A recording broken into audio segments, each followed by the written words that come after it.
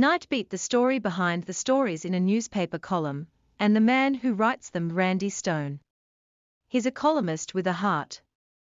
Each episode contains a self-contained story.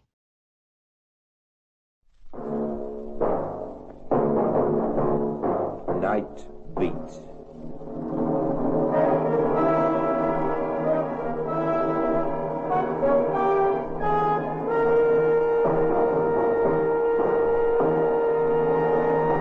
Hi there. This is Randy Stone. I cover the Nightbeat for the Daily. Stories start in many different ways. This one began with a cruel, wicked hoax and ended with a clever, kindly deception. Nightbeat, starring Hop Maguire as Randy Stone.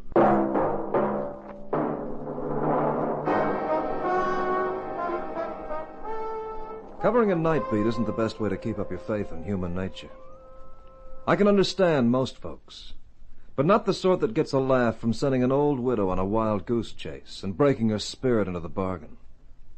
In all my years covering Nightbeats, I can't place anything quite as despicable as that. Like it says in the Bible, the book of Job, as I recall, he that is ready to slip with his feet is as a lamp despised in the thought of him that is at ease.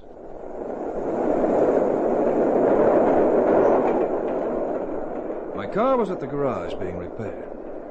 There wasn't any good reason why I should take the subway home, though. I could get a cab just by dialing a number. At 4 a.m., the electric train is not the most comfortable mode of travel in New York City. No, this was one of those hunches a good newspaper man learns to trust. I felt kind of foolish as I walked onto the subway platform. An old drunk snoring on one of the seats near the entrance. And down the other end, a nice-looking elderly woman in a neat black costume looking into the tunnel anxiously to see if the train was coming. She was obviously a country woman. I thought to go and offer help. She seemed distracted. And then I realized what she intended to do. I could hear distinctly the train coming through the long tunnel. And then suddenly... Hi! Hi!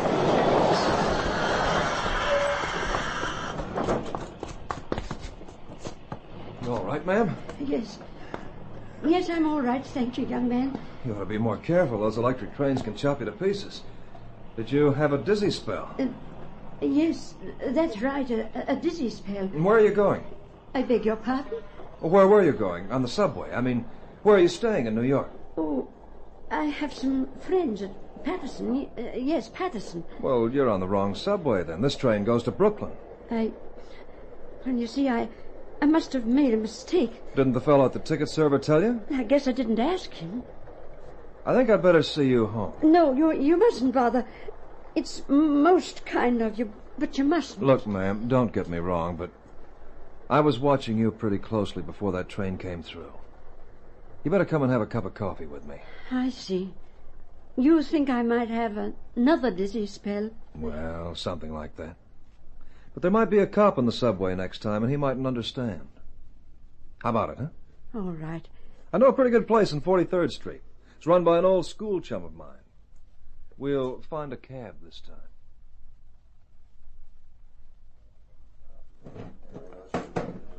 This is very kind of you. I haven't met a lot of kindness in New York. Yes, I guessed that. Would you like to tell me why you tried to throw yourself in front of that train? That's my own affair, young man. All right, then. Hey, Mike. Mike! Hiya, Randy. All through for the night? Yep, sure thing. Mike, this is a very old friend of mine. Now, it's very late for her to be up and about. Now, could we have some coffee and sandwiches? Lots of sandwiches. I'm with you, boy. You always was a soft touch. Hey, go fry yourself, huh? Mike and I, we've been buddies since school days. Oh, by the way, we don't know each other just yet, do we? Sort of a blind date, huh? Yes, I guess it is. Well, then, I'm Randy Stone. I've heard that name before. You write for a newspaper, Nightbeat. I've read your articles. Such is fame, ma'am. Now, don't let it bother you. So that's why you're being nice to me. You want to make a scoop or whatever you call it out of me. Oh, please, I'm not after a story. I just want to help you. Just one human being to another. If you'll tell me what made you try to commit suicide... I'll tell you nothing. I won't stay here. Where are you going to go? Oh, I don't know. Why can't you leave me alone? Why is everyone in New York so cruel? Not everyone, please. Won't you let me prove to you that a newspaper man can be a nice guy as well? Now, come on. You sit down and have your coffee and sandwiches. Mike's sandwiches are irresistible. I wish I could be sure you didn't want something from me. I just want you to have a good meal, or at least something to eat. It's my guess you haven't eaten very well today. I guess it does show. I'm afraid it does. Here we are, coffee and sandwiches for two. Mike Johnson's special. Oh, those sandwiches look good. Madam, they are good. They make the best ham sandwiches in little old New York. Hey, Peter, will you, Mike? The lady's hungry. Okay. Okay. I can tell when I'm not wanted, that's for sure. Don't mind him. Oh, I don't mind anything. I didn't know how hungry I was. And life isn't very rosy when you're tired and hungry. Oh, well, I know that. Well, go on. You eat up. Then you'd better accept Mike's hospitality for the night. I'll fix that for you. I suppose you have a right to know. Well, might help. Well, I arrived in New York yesterday morning, from Lakeside, my hometown. I'd received a letter. Just a minute, I have it here. You read the thing yourself, Mr. Stone. Such a wicked, thoughtless letter. I took the crumpled letter on plain white notepaper that the elderly lady opposite me passed over, as if it were something venomous. It read, Mrs. Wilson, I thought you might like to know that your son, whom you believe dead, is really alive, and living in New York on West 124th Street with a Mr. and Mrs. John Robertson. It was unsigned. Yes, it was something venomous. I've never believed Ronnie was dead. I went to that address, but Mr. and Mrs. Robertson had never heard of Ronnie. They were very nice. I didn't know what to do. This letter is a hoax. Yes, I guess it must be. I think it must have been written by one of the Hendersons who live near me. They're not very nice folks, and we never did get on. They'd enjoy taking a rise out of me. Like this. Hey, now hold on, Mrs. Wilson. Don't give way to it, huh? You come from up country? From Maine.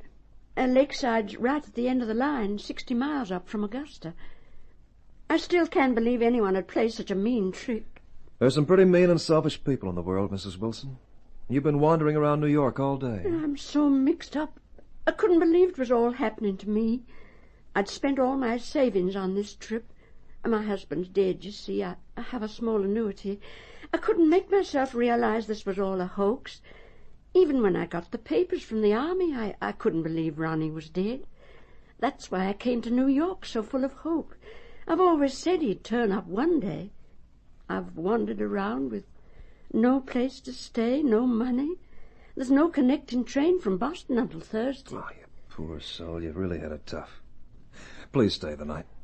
Stay here until you can catch your train home. Oh, it's good of you, Mr. Stone, but I won't accept charity. Well, who said anything about charity? Michael put you up or I'll expose him as the lousiest cook in New York. Oh, you're very kind. And I've been so desperate and afraid. Hey, now don't do that now, huh? Do you want Mike to think that I made you cry? Oh, God bless you, Mr. Stone. God bless you. You can have my share for now, Mrs. Wilson. Thank you so much. Oh, you're going to have to watch me, though. I'm very partial to the more mature woman, you know. Hey, that's it. You're smiling. That's good. Now, come on, drink your coffee. There's nothing like hot coffee for a black outlook on the world.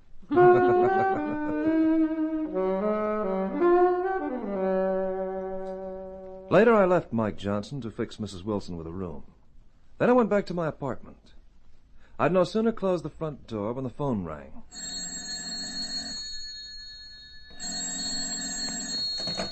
Hello. Yeah, Randy here. Oh, hi, Mike. What's the trouble? So you've been ringing for 10 minutes. So what? Well, I just got in this minute, you big lug. Okay. What? Mrs. Wilson fainted. Oh, what did you do, for crying out loud? How stupid can one guy be? Get a doctor. Get Dr. Craig, Plaza 3369. He's a good guy. Look, I'll be right over, yeah. Yes. That's the truth, but I can go for days without sleep. Mrs. Wilson had passed out on the stairs, going to a room at Mike Johnson's place. She was in a dead faint. I hurried over to 43rd Street. Mike was waiting for me and soon explained what happened. Yeah, all right, Mike. I've got to see Doc Craig first. Well, here he comes now. Good morning, Randy. Come to see how your latest charges, eh? Yeah. Well, your Mrs. Wilson is a sick woman. Oh, what's the trouble, Doc? Heart. A cardiac weakness common to women of her age. Serious? Oh, laddie, it shouldn't be. Normally, I'd give her a sleeping draught, a light dose of digitalis, and she'd be as right as rain again in next to no time. Well, what then? She didn't respond to the digitalis as she should have. She's sleeping now, and on my last examination, I shouldn't be greatly surprised if she never wakes up. Hey, Randy, I've just remembered... Hey, just in a minute, Mike, huh? What are you getting at, Doc? Well, I'm no sure that it makes a lot of sense, but there it is. My diagnosis is, in the common phrase, a giving up with a ghost. Yeah, that could be. Good, laddie. Yeah. Yeah, when I tell you we're case history, you'll see what I mean. Oh, well, then perhaps this is more your case than mine, Randy. Well, I've done all I can. I see. Well, I'll come back later on in the morning and have another look at her. I'll do everything I can, but my frank opinion, which my colleagues would not admit to, of course, my frank opinion is the trouble is spiritual. I'll see you later on in the day, Randy. Yeah, sure, Doc. I just wish there was something I can do. Hey, Randy, when the old lady fell, she dropped these things out of her purse. Lipstick, couple of letters, rail ticket, and this photograph. Wedding picture, looks like. A wedding picture? Here, show me. As I looked at that studio picture of Mrs. Wilson's son, Ronnie, his bride and best man, I realized in a flash how I could help her. Ronnie Wilson had married Estelle Aerosmith, and her brother was best man, Art Aerosmith, one of TV's cleverest artists. As I looked at that photo, I saw how I could help Mrs. Wilson with another kind of hoax.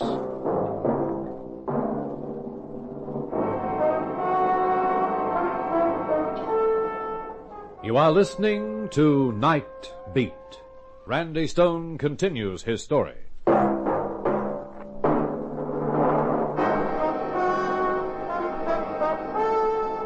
In one decisive moment, I had thought of a long shot. A deception that might be the right shock treatment for Mrs. Wilson's broken spirit. By a strange prank of circumstance, Mrs. Wilson's son Ronnie had married TV star Art Aerosmith's young sister Estelle in San Francisco. If I could make Mrs. Wilson want to go on living and reunite her with her daughter-in-law, maybe some grandchildren. But it wasn't to be as simple as that. Then there was Mike Johnson. Randy, I don't want to be a mean guy, but I do have a regular custom. Now, what's with the old lady? Is she a duchess in disguise or something? No, she's just a nice old lady who's taken more than her fair share of other people's meanness. A nice old lady from Maine County. I just want to help her back on her feet, that's all. Oh, Mike. sure. No story for your column, nothing sordid like that. Just a great big heart of stone. Look, Mike, for old time's sake, just be with me in this thing, will you? No questions asked. It's on the level, cross my heart. Well, I suppose I can play along. I don't want no corpses on the premises, though. It's bad for business. There'll be no corpses on the premises. I'll make sure of that. Just play along with me, okay? I'll make it up to you. Well, I suppose I can play along.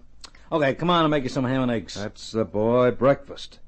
Then off to catch the camera rehearsal of the Art Aerosmith show.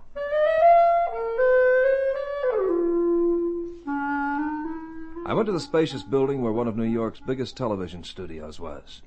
I knew I'd find Art Aerosmith there. His rehearsal was due for 9:30 this morning. Art was one of the most brilliant impersonators in the whole country. Did clever visual imitations of all sorts of famous people. Floor manager, get that stuff out of here. Strike set 1 and bring those properties over to set 2. Hey, Bell, can you hear me in control? Look, I'll try that Humphrey Bogart routine again. Will you dissolve from your commercial film into a 6-inch on camera 2, okay? Okay. Good boy. Right, everyone, back to page 9 again. Page 9. Art Aerosmith was one of the nicest guys in show business. We met first when he was in vaudeville, then later in radio. The big time had made no difference to him. He was still the same regular fellow. After rehearsal, I saw him in his dressing room. Then I told him the whole story. Randy, what a terrible thing. Awful. You know about people. How do folks get that way? Well, it takes all sorts to make a world, I guess, Art. It's a small world. Me, I've always thought of Mrs. Wilson as a bit of an ogre. She was very much against the marriage. Ronnie was married to Estelle just before he went to Korea. Oh, he's a crazy guy. I was best man, like it says in the photo. Did you know him well, this Ronnie Wilson? Did I know him well? Are you kidding? Ronnie and I were in New Guinea together, all over the islands. We lived in the same tent. Randy, I knew that guy better than I know myself. I used to tease him by taking off his gestures, mimicking his voice. It was that gave me the idea for my act. I introduced him to Estelle.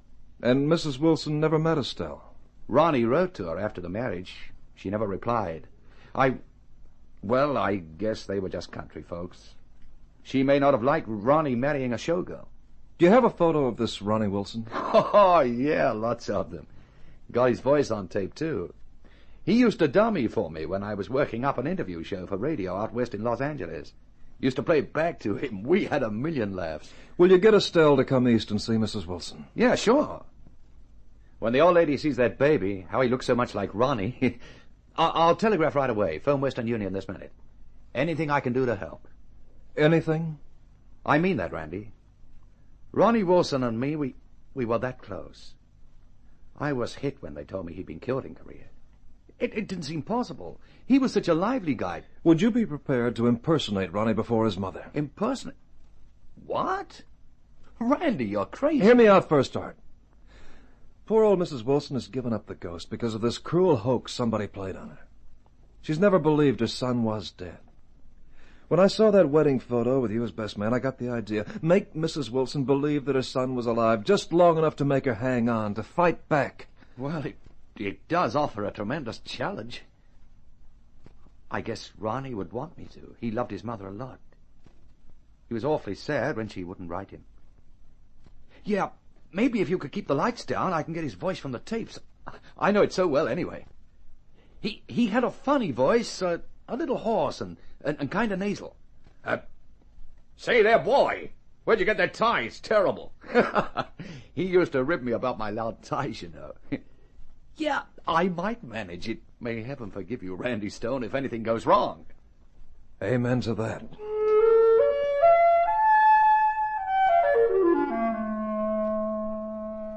I left Art Aerosmith with a tape recorder and a big decision to make.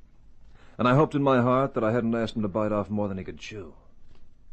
I was glad to see the sober countenance of Dr. Craig, who listened in his fatherly, patient fashion as I told him the whole thing. Aye, well, this is clever psychology, laddie, but you're taking a risk, you know. The shock of seeing someone exactly like her son may weaken her willpower, but it may also aggravate her heart condition. You thought of that? Well, what happens if we sit back and do nothing, Doc? Can do nothing else, of course. I've no treatment to offer in its place. Set the hoax to catch a hoax, eh? Well, if you want to see the wee woman, you'd better get in there now. She's staring from her sleep. But be careful, laddie. She's weak. There's not much spirit in her. Mrs. Wilson? Who's that? Randy Stone. Mr. Stone. I'm sorry I've put you to this trouble. It'll be all over soon. No more sorrow. Oh, nonsense. We're going to have you fit and well and happy in no time at all. No. No, I can't face any more. Not after this. Too much. What would you say if I told you I'd found a man answering to your son's description? Mr. Stone, don't torment me any more, please. But I have, really, Mrs. Wilson. Oh, you've been so kind. You wouldn't... Is it really true? I've found somebody who looks like and talks like your son. May I bring him to you? Oh, if it could be. If it could only be Ronnie. If I bring him here, will you promise me to get well? Mr. Stone, if I knew Ronnie was coming here, I'd get well. I'd be as well as anything.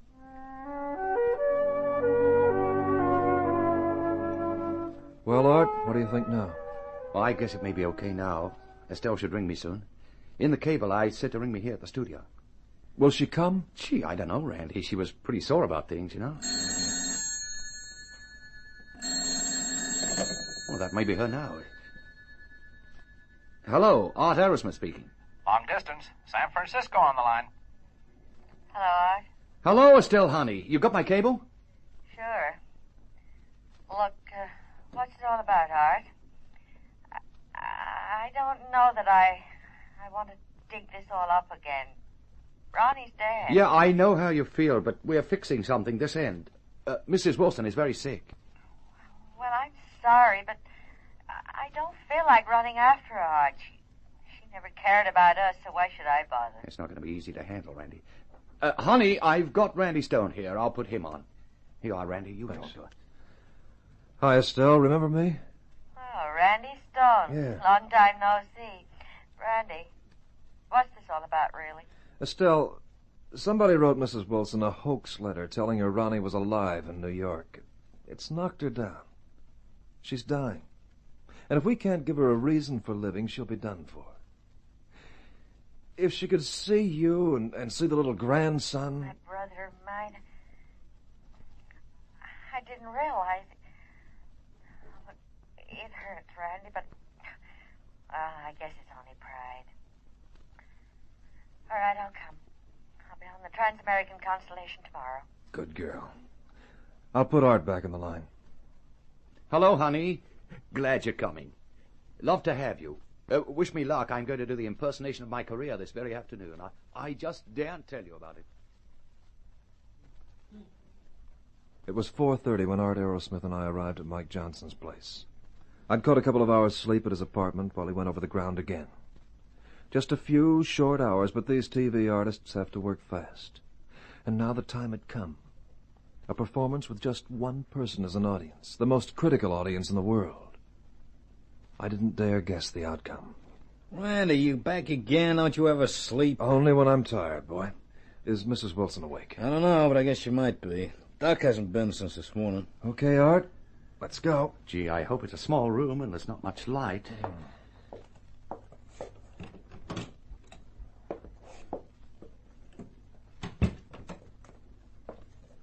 Mrs. Wilson, you awake? Who's that?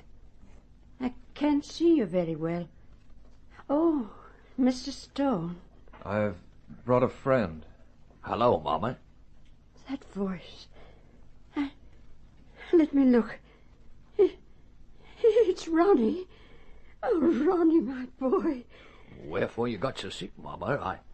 I don't like that. Oh, Ronnie, where have you been all these years? Why, Mama, you never seem to want to have us telling me, you know. Give me your hand, my boy. Oh, Mr. Stone, God bless you. You're going to get well now?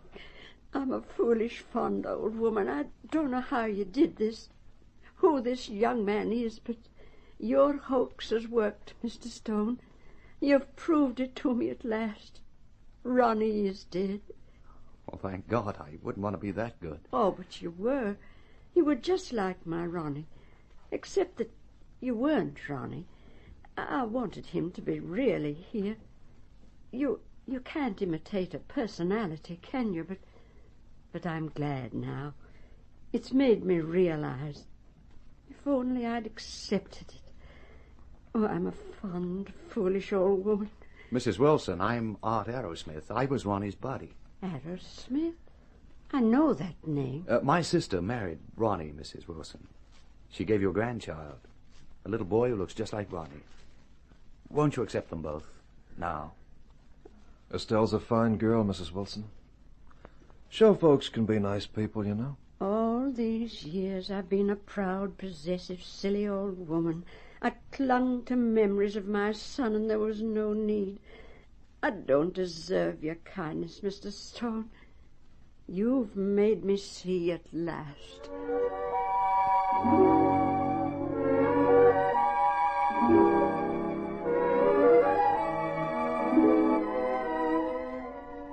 Hunches are sort of instinctive. They often work out better than you dared imagine. 3 nights later, a wiser, happier Mrs. Wilson sat beside Estelle and Art Aerosmith, nursing Ronnie Wilson II. And as I looked at this wonderful example of togetherness, I felt I'd proved something. Yes, it had been a hectic time. I'd taken some pretty big chances.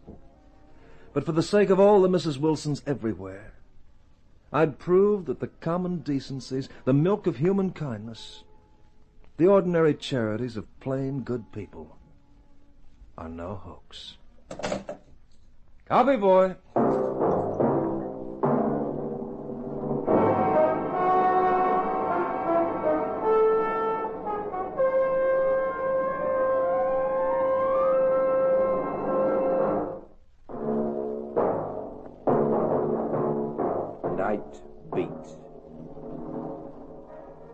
Nightbeat, a dramatic series, stars Hop Maguire as Randy Stone.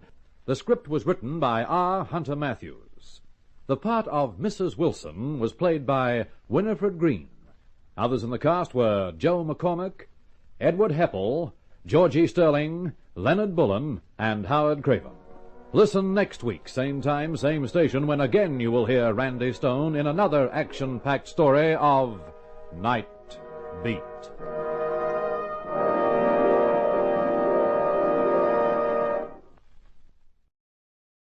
Carter Brown was the literary pseudonym of Alan Jeffrey Yates, the 1st of August 1923 to the 5th of May 1985, an English-born Australian writer of detective fiction.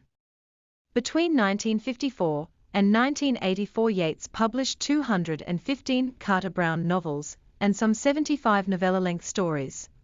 Carter Brown Mysteries was a crime detection thriller series first broadcast in 1957. The Carter Brown radio series successfully sold to other territories such as New Zealand, South Africa, Canada, and the British West Indies.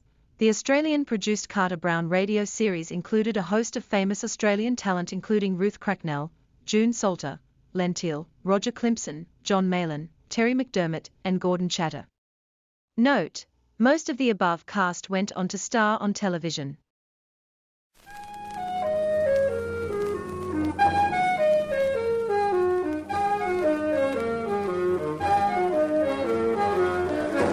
Carter Brown Mysteries.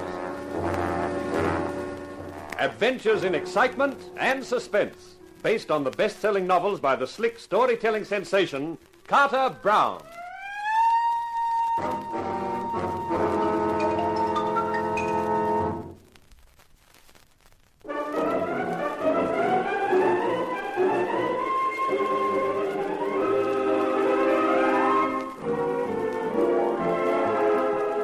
How do you do, ladies and gentlemen?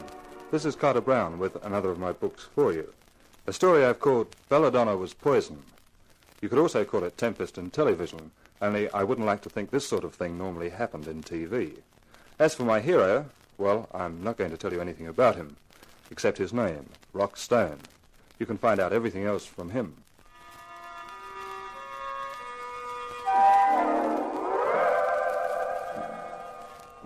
In the glare of the bright lights, the woman backed away from me, her beautiful features contorted in fear and dismay. One elegant hand crept up to her mouth, and the tense posture of her body indicated the tumult of her racing thoughts. I stared at her, impassive, implacable, with just the faintest trace of a smile on my lips.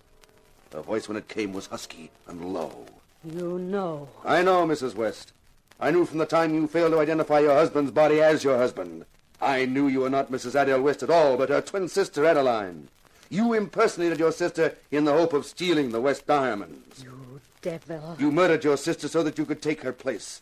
What you didn't know, Adeline, was that only 3 hours before she had murdered her husband to prevent him discovering that she had pawned the West diamonds to pay her gambling debts. I guess it's hopeless trying to fool you, Inspector Stone. You can't fool the homicide squad. And don't bother to open your purse and grab for that gun inside. I took the precaution of emptying it 10 minutes ago. You... Okay, Sergeant. Take her away. It's like I always say, folks. There's no future in murder.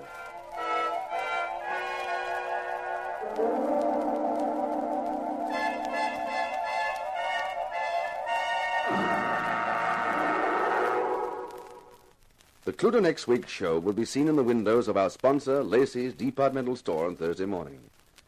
Make sure you take a good look, friends. A clue in itself can be a small thing, but it can lead to the electric chair. So, till next week, this is Inspector Rockstone bidding you good night.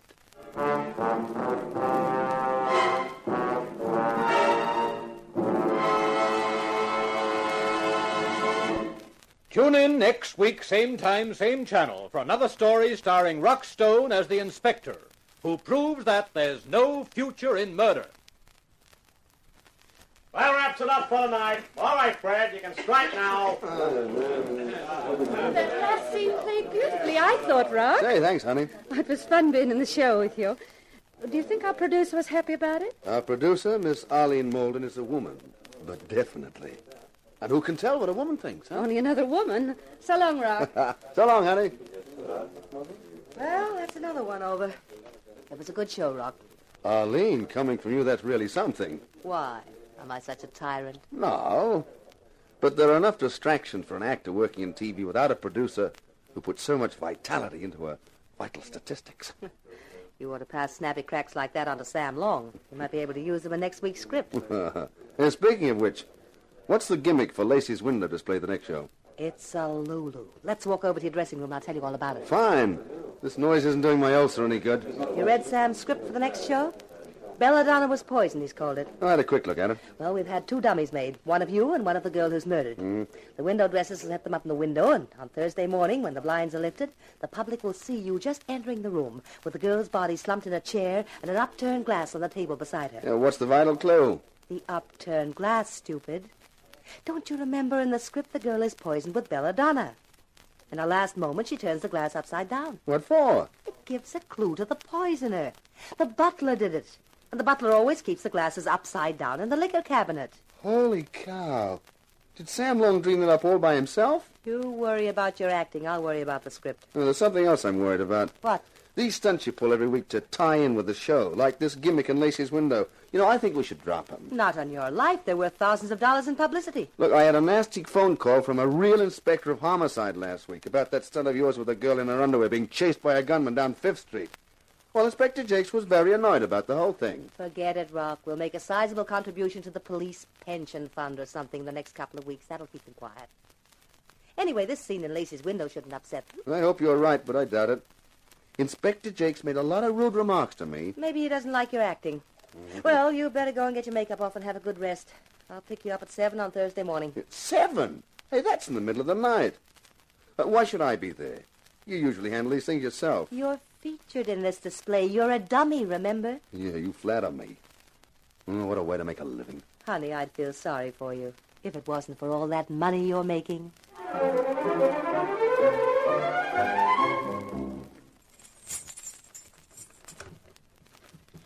Mr. Stone, thank goodness you've come. Yeah? I've been waiting for you to come home. Oh, Mr. Stone, I have to talk to you. Now, look, baby, I'm awfully tired. I'm about to open this door and hit the hay. You cannot wait. It's urgent, Mr. Stone. Okay, you better come in. Yeah. Now then, what's all this about? My name is Hannah Vogue, Mr. Stone. I'm an actress. Oh, congratulations. I'm playing on one of your shows next week. Well, that's fine. I'm frightened, Mr. Stone. There's something wrong, terribly wrong. If it's as bad as that, I can probably get them to rewrite your part for you. I don't mean with my part or the show. I'm talking about real life. It affects you as well as me. It affects the whole show. I only found out by accident, and I'm scared, Mr. Stone. I don't know what to do. I'm afraid to go to the police because they won't believe me.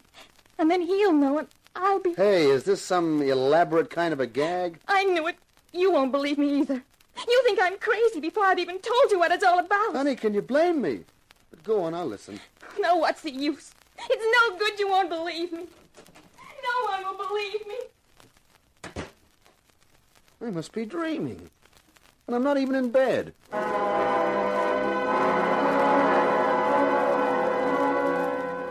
It was Thursday morning, just before Lacey's departmental store was due to open for business. Outside, there was already a crowd spilling over the sidewalk. Inside, there was a character with rimless glasses and a fixed smile. Arlene Malden introduced us. Rock, this is Lacey's manager, Mr. Sebastian Sheep. An honor to meet you, Mr. Stone. Or should I say Inspector? With a name like that and a line of dialogue like that, is he real?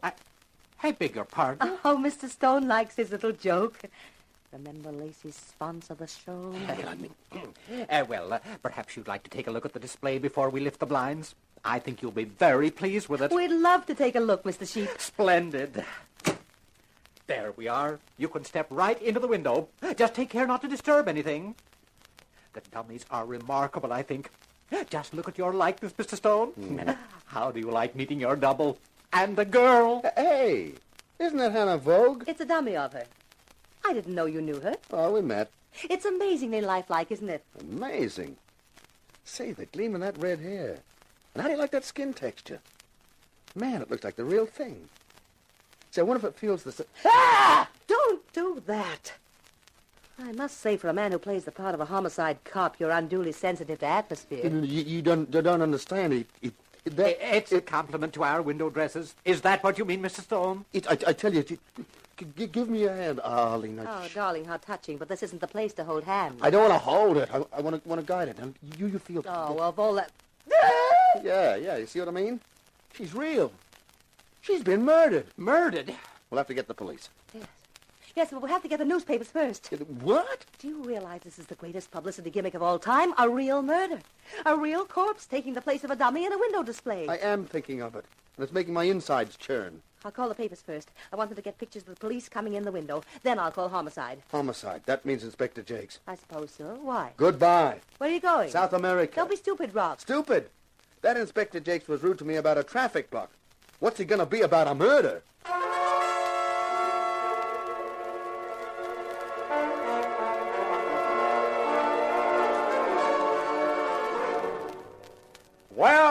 Well, the great Inspector Stone, the wonder boy of Copland.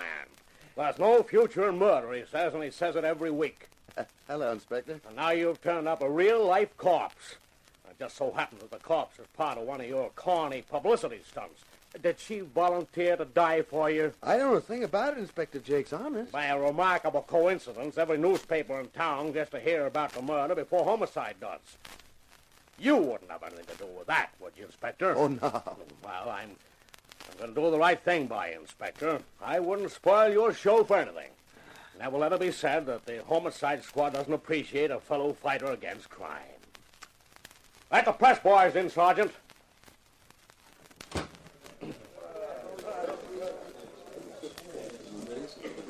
Okay, quiet.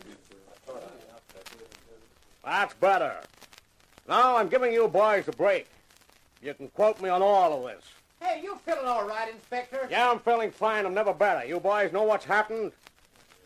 The window was set for a publicity stunt for the TV show There's No Future in Murder. Someone substituted a real corpse for the dummy. That's not telling us a thing worth quoting. I haven't finished. This is the bit that will interest you. I've just been talking to Inspector Rock Stone here, and he wants to go on record as saying that no one is going to get away with murder on his show. Oh, now, look... He says he personally pledges himself to bring the murderer to justice, to solve his crime. I didn't... And what's more, he doesn't wish for the cooperation of the homicide squad. He intends to handle it alone. Hey, is that right? That's a story for you. A real-life murderer turns Stone into a real-life cop. Who knows? Maybe he'll get himself murdered in the process. Boy, what a story. Okay, now you can blow. You get the story, and I hope you play it up big. I go on record as saying that the police department has the greatest respect for Inspector Stone's deductive powers, and they also know he has a hot lead which may well take him straight to the murderer.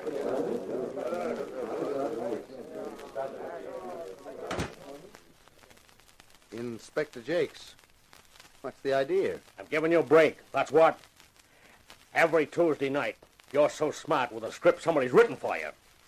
Let's see how smart you are without a script. But that crack about my having a hot lead. Supposing the murderer reads that. He might believe it. He probably will. He might kill me. You never know. We might be lucky at that. Yeah, but I don't... I've given it to you on a plate. The camera's focused right on you. Go to it, Inspector.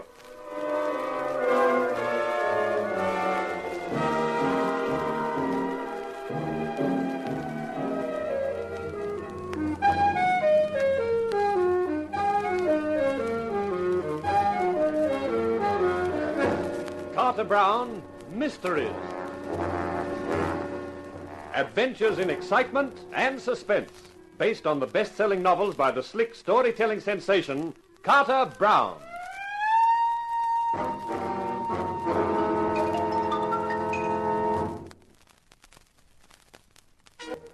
You get all the excitement of a dramatic situation with none of the worry, because it's all been worked out for you beforehand by a writer. But the fun fizzles out when a real-life dramatic situation ups and smacks you in the face, and there's no script to rely on. Now, just because my name was Rock Stone, and they tacked the word inspector in front of it for my TV show, There's No Future in Murder, I was given star billing by Homicide Inspector Jakes when the actress Hannah Vogue was killed. The inspector didn't like me, and this was his way of showing it. Rock, darling, this is the most wonderful publicity the show could ever have had. We look at things from different angles. You're the producer, Arlene. That's fine for you. I'm just an actor, and right now I wish I'd never gone to drama school. What a story. Front page in every paper. Inspector Rock Stone, TV's tech hunts for killer. There's no future in murder, says Stone, with a hot lead to prove it. Oh, this is terrific. This is terrible. Inspector Jakes may have shoved this onto you, Rock, but you'll have to go through with it. You'll have to find the murderer. This will catch the public's imagination. They'll expect it. You're crazy. How will I find who killed her? Deduction. You've been playing this show for over a year. Sam Long does a lot of research to make the scripts look authentic. You're a cop, Rock. Just play it the way you would in the show. But this is for real. Supposing I did find the murderer. That would be wonderful. Except that the murderer mightn't have the same script as I have. He might rewrite it with me as the corpse. Let's worry about that when you've found him. Come on, Rock, give. Start deducting. Well, okay, I guess I can try. Now, Hannah Vogue was to be on next week's show. You auditioned her for it, right? Correct, Inspector Stone. Well, how did you find her? Did she come from a casting agency?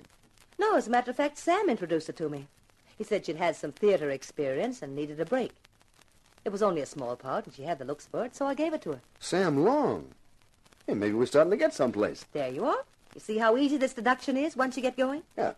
Where would I find Sam at this time of the day? No, that's easy. Harry's bar. Let's go.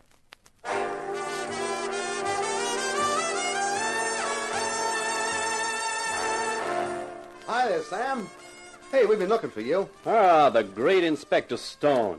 Following your hot lead, Inspector? That was Jake's idea, and I'm stuck with it. Hey, listen, Sam. Arlene tells me you introduced Hannah Vogue to her. That's right. So what? Say, what do you know about her? Sorry, Inspector. That's confidential. Oh, come on, Sam. Somehow Rock has to solve this thing, or there'll be no show anymore, and we'll all be out of a job. Yeah, that's a point. Okay, but don't quote me. Someone whispered gently in my ear that Hannah Vogue was a brilliant young actress who should get a break on the show. Well, who said that? I told you, don't quote me. Our revered sponsor himself. You mean Aldous Lacey? Of Lacey's departmental store, the very same. I was told not to mention his name, but all the same, he wanted to see her appear on the show or else. You'll have to talk to him, Rock. To the sponsor? Are you nuts? Well, it has to be done, and you'll have to do it alone. Well, if that isn't typical. The producer gives the orders, the poor dumb actor has to do the work.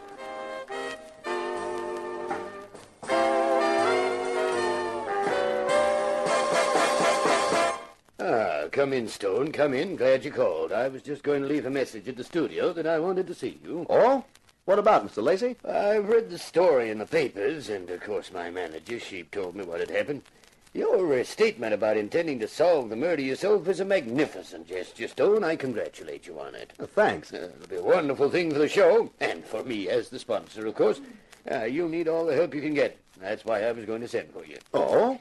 You're a man of the world, Stone. You'll understand when I say I knew Hannah Vogue rather well. Oh, sure, Mr. Lacey. And I wanted to help her. She aspired to be an actress. I told Long to see she got a part in the show. I'm being quite frank about this, Stone. I trust you realize the necessity for discretion on your part. I'm a clam, Mr. Lacey. If anyone else got to know this, anyone like the police, it could be most embarrassing for a man in my position. Oh, naturally. I understand. Good, then that's that. Not quite, Mr. Lacey. No? What else is there? A couple of questions I'd like to ask. Oh? Have you any idea why she was murdered? None at all. When did you last see her? Well, it must have been Tuesday night. Yes, we watched the show at her apartment. I left about 9. Did she seem worried about anything? Not at all. She was her usual vivacious self. Oh, well, thanks, Mr. Lacey. Oh, just one other thing. Would you give me the address of her apartment? Yes, of course. I'll write it down for you. Yes, here you are. Thank you. Are you planning to call them? Uh-huh. Well, in that case, perhaps I'd better give you the key, too. On my way to Hannah Vogue's apartment, I wondered about the strange contrast in the dead girl's behavior. According to Aldous Lacey, when he saw her on Tuesday night, she was her usual vivacious self. When I saw her, later that same Tuesday night, she was scared, almost incoherent.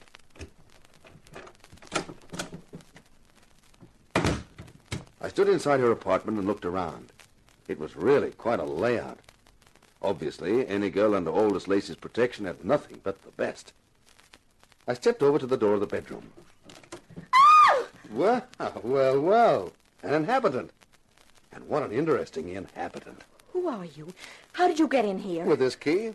Hey, how did you? This is Hannah Vogue's apartment. I'm a friend of Hannah's. She invited me to stay here. I only arrived yesterday. Did you know she'd been murdered? Yes, the police were here today asking questions. I answered them all. And now here I am answering more from someone I don't even know. Well, we can remedy that. My name's Stone. Rock Stone. The television star? The man who's made all the headlines and who's going to track down Hannah's murderer? That's right. Mr. Stone, I think you're wonderful. You do? I certainly do. And I'd like to help you find the killer.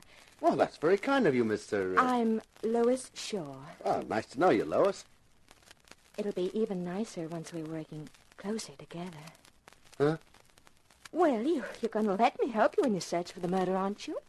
If you get as close as that, you won't be helping. You'll be hindering. But it'd be fun, wouldn't it? I'm not interested in fun right now. I got too much else on my mind. Anyway, how can you help me? I could give you a tip. Such as? Ask your producer, Arlene Malden, about her sister, Kathy. I never knew she had a sister, Kathy. Kathy died. Ask Miss Malden how. I left the luscious Lois puzzling over her cryptic reference to Kathy Malden's death and headed for Harry's bar, where I expected to find Arlene and Sam still waiting for me. But there was a message that they'd gone to the studio. When I arrived there, I found I'd forgotten about the conference for the next program of There's No Future in Murder. We've got the scripts. All we've got to do is check through them in case anyone has any bright ideas. Then I can go ahead with the casting. I have to get someone else to play the murdered girl, of course. Hey, hold it a minute, Arlene. What is it, Rock? We can't do this show next week. Why not? Well, maybe you've forgotten, Sam, that Inspector Jakes told the press that Inspector Rockstone was going to solve Hannah Vogue's murder. Well, no, but I don't see... If we're going to keep any viewers at all for the program, next week's show's got to be devoted to the case of Hannah Vogue. In the next show, Inspector Rockstone has to reveal the murderer's identity. Hey, that's a colossal idea. Here, give me the details and I'll start work on the script right away. I haven't any details. Then what are you talking about? The show will have to be played without a script. It'll have to be an impromptu job. We'll have to play it by ear. What? Yeah, that's right. Aren't you overlooking one minor point? You have no more idea right now who killed her than I have, or Inspector Jakes has. Well, that doesn't matter. We do the show just as it happened. We can get photographs to use from the newspaper boys. We'll make sure everyone concerned appears in front of the cameras. Even if we don't find who the murderer is then, we've still got a so-called finish.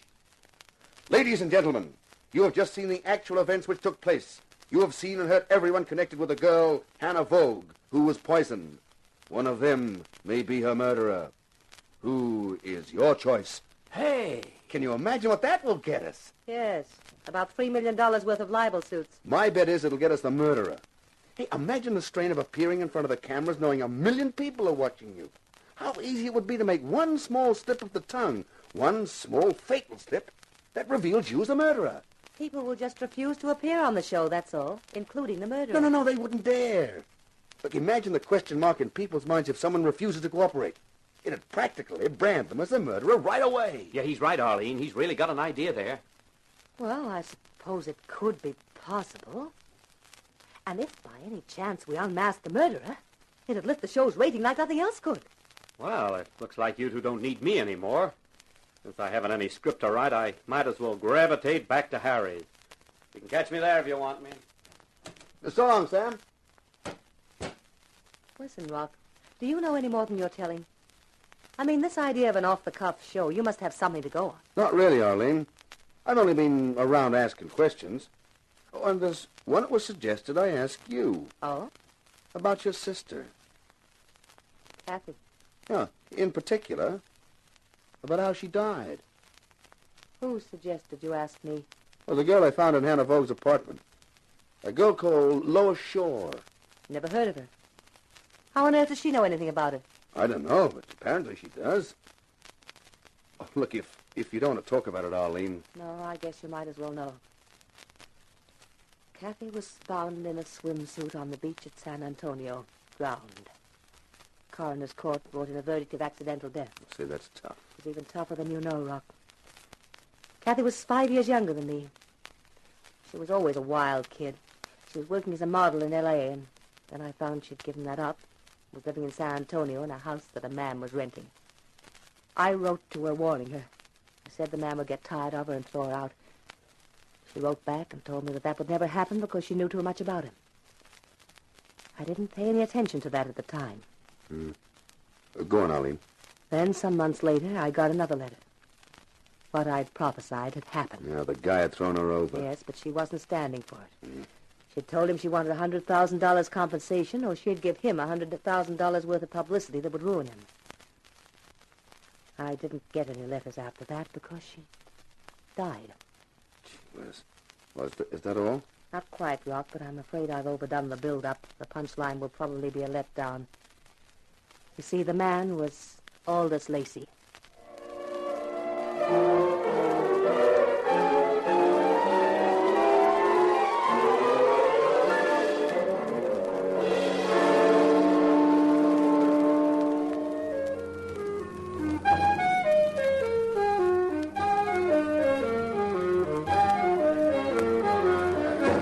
Carter Brown, Mysteries.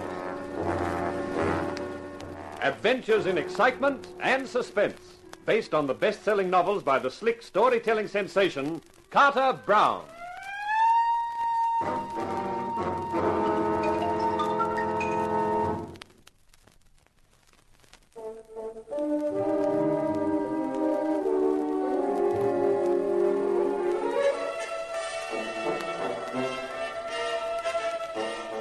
It was a great idea of mine to do an impromptu show devoted to the death of Hannah Vogue for the next TV presentation of There's No Future in Murder.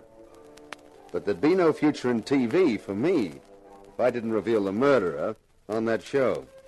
Because to a million viewers, I wasn't Rockstone the actor. I was Inspector Rockstone, the infallible cop, who'd been put on the spot by a real-life cop, Inspector Jakes of Homicide. What are you doing here, Stone? I'm a busy man. Oh, I know that, Inspector. But I thought since you gave that tale to the papers about me solving the murder, you might tell me how things were going. Yeah, I see nobody could have taken that bit seriously about you having a hot lead. Why not? You're still alive. So's the murderer, unless you've arrested him. It's only a matter of time. Did you find out how the corpse got into Lacey's window? Window was set up the night before. The window dressers left at 9 p.m., so whoever substituted the corpse for the dummy must have done it after that. 2 night watchmen claim they heard nothing. But one of the metal blinds closing off the loading dock at the back of the building shows signs of having been forced. I see. What did you find out about Hannah Vogue? She was an actress, and she'd been in this town about 6 months. She hadn't had any work since she got here. I don't know how she kept that apartment. No hot lead, huh? No. Why, do you know something? Me, Inspector? I'm just a TV cop. How could I know anything? Hey, and speaking of TV, how about being in the studio for our next show? Me? Why? Well, we're doing the murder on the next program, and we'd like you to be there. Hey, what's behind this? What are you up to, Stone? Oh, nothing, Inspector. Just trying to carry out the promise you made to the newspapers in my name. Stone, if you know anything, it's your duty to inform the police. Oh, I shall, Inspector. But I don't want to make you look a liar to the general public. What? Well, you told the press boys that I would solve the murder, and that's what I'm trying to do. So long, Inspector. See you in the studio.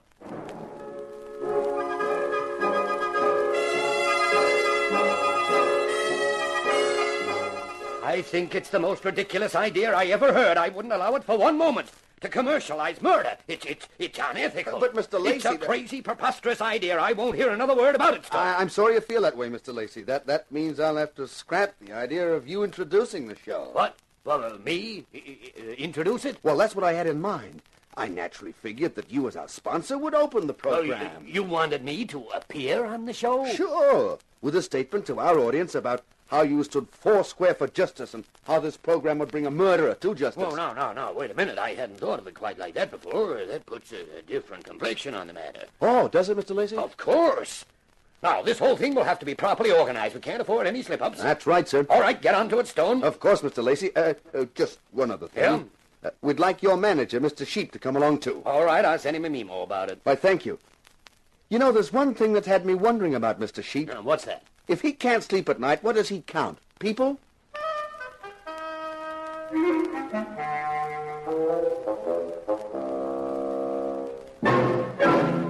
When I left Lacey's department store, I thought I ought to have a few words with Sam Long about the form the presentation ought to take. He wasn't to be seen at Harry's bar, so I headed for his apartment. I'd never been there before. Man, it was a shabby-looking building. I was surprised. Sam was making money. He could afford something better than that.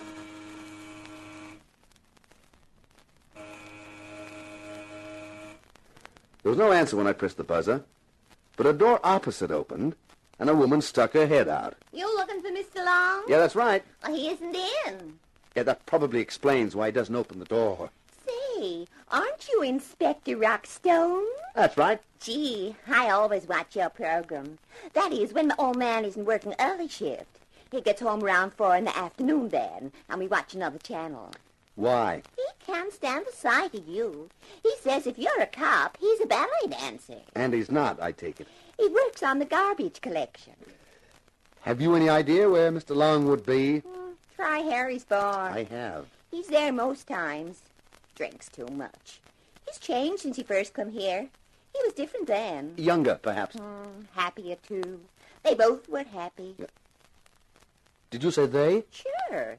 Him and his wife. Wife? Yeah, I never knew he was married. Oh, lovely little thing she was. An actress. But then they started in quarreling. Quarreled something terrible before she left him. Guess that's why he drinks so much. You say she was an actress? Uh-huh. Used to go mad at him, yelling it was his fault she couldn't get a job because he wouldn't help her. You don't know the name that she used professionally? No, never heard of it. But pretty as a picture she was, with her red hair and everything. Red hair? Flaming red. Lovely hair. The way mine used to be before it started falling out. I can imagine. Every time I saw her, I used to say to myself, Holy Hannah, if only my hair...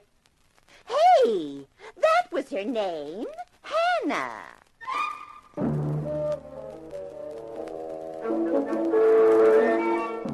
I left the talkative dame with my head reeling. Not only from her gabbling, but from the unexpected, astonishing information I'd stumbled on. Sam Long, married, and to a beautiful redhead actress named Hannah. And it was a beautiful redhead actress named Hannah who'd been found dead in Lacey's window. It looked as though Sam and I should have a long, confidential chat. But I ran into a complication with curves. A special set of curves called Lower Shore. Oh, there you are, Mr. Stone. Where else should I be, Miss Shore? This is the door to my apartment. I was about to open it and walk in. Not yet. We've got to go somewhere else first. The implication is that we can come back here afterwards? Why, Mr. Stone, we hardly know each other. A couple of hours of some low lights and lingering music could fix that. I'll think about it. But now we'd better be on our way. Well, where are we going? You'll see when we get there. Hey, why all the mystery? Because it's important to me that whoever murdered Hannah Vogue is found. And it's important to you, too, isn't it? Well, sure.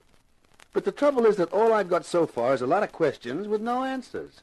Come with me and I guarantee you one of the answers. Maybe the most significant one.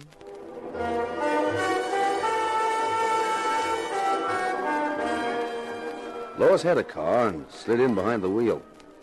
After a half-hour drive, we stopped outside a sprawling two-story house with grounds big enough to build an aircraft plant in.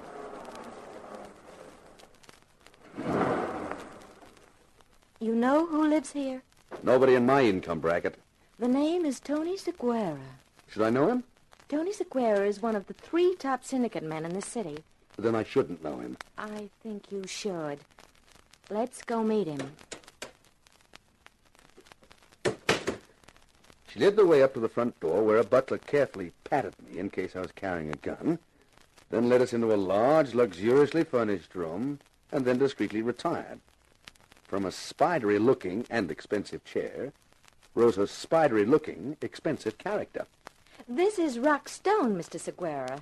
Glad to know you, Stone. Pick up your show regular. I'm pleased to hear it, Mr. Seguera. Say, do you like it? Sure.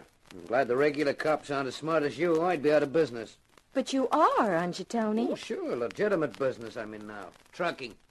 Tony's a sort of elder statesman for the syndicate in this area. Yeah, you could call me that.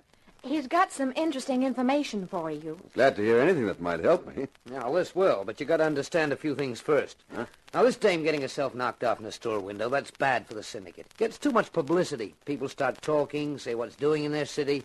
Next thing you know, there's a reform party starts up, and we got to buy to keep things as they are. It costs too much dough. Yeah, I can see that. So we got no interest in this thing. It don't concern us until it gets publicity, and then it does. I see. Now, you're going to do a real-life show next Tuesday. That's right. You find the guy who did it on your show, and everybody gets happy, says, what a fine city we got, huh? Makes sense? From your side of the fence, yeah. So we're in your corner on this one. Yeah, that's fine. Now, here's the facts. This Vogue dame is Aldous Lacey's dame, right? Right. She gets herself murdered. Why? Maybe because she found out something that Lacey don't want anybody else to know. Could be. Something like he's been spending more dough than he should have over the last couple of years, maybe. And he wants a quick investment with a large profit to get it back. So he puts $100,000 into the rackets when the syndicate can use the dough, and he collects 20% over 12 months. With due respect to Tony, you could say this was right from the horse's mouth. Now, the syndicate did the right thing by Lacey. We paid him his 20% a month ago and gave him back his $100,000. We're clean. But we don't want to get mixed up in this thing. The way we see it, the dame found out about it some way. Maybe she blackmailed Lacey, or maybe she threatened to talk to the cops. But that's why she was killed. We're sure of that. Thanks, Mr. Seguera. Thanks a lot. Oh, any time. Now, I just done you a favor. How about you do me one? Well, what is it? Well, you mentioned this in your show. That's okay with us. But just change it around a little. Not very much. Don't say he invested the dough in the rackets. Just say he invested in the syndicate through me. I'm okay. I'm clean. I've paid taxes on the dough I made on his dough. And make the point that Lacey got his dough back. We don't want people we do business with to doubt our honesty. Sure, Mr. Seguera. I'll do that. Fine. I look forward to seeing your show. I'm a real fan for your show. It's my second favorite TV show. Which is first? Hopalong Cassidy. He's a real nice guy. And so's his horse. And he keeps the kids on the straight and narrow. Lets them know that crime don't pay. You approve of that? Sure. You think we want the rackets to get overcrowded?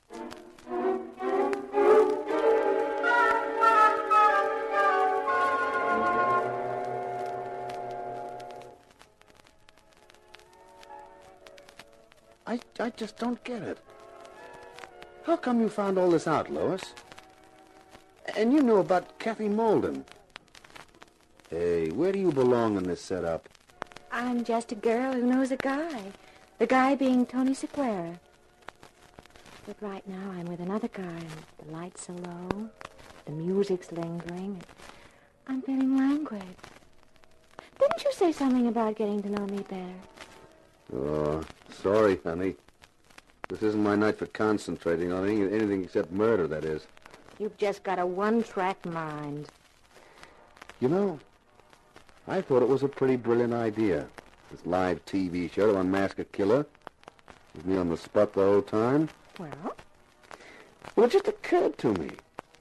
If anything goes wrong, and I'm in front of the cameras every minute... Yes? I'll make an awfully easy target, won't I?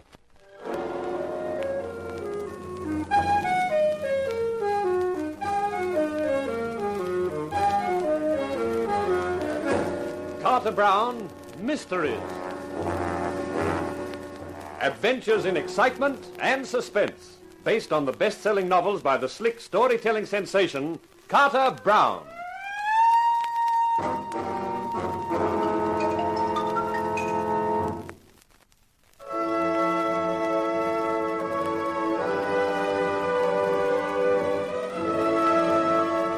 Any actor worth his salt is generally nervous before a performance is due to begin.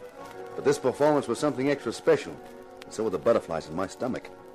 Because this program of There's No Future in Murder, which starred me, Rockstone, as television's Inspector Rockstone, was going to be devoted to disclosing the murder of Hannah Vogue, I hoped. That was why only part of the show had been planned, the early part.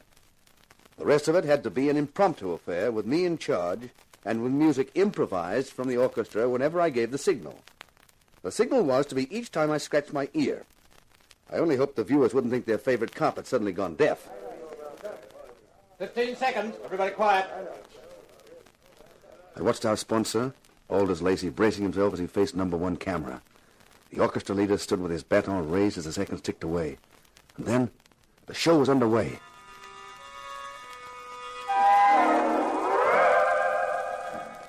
As the music hit its familiar theme, I knew the title cards would be flashing onto the screens of a million TV sets, and I mentally crossed my fingers.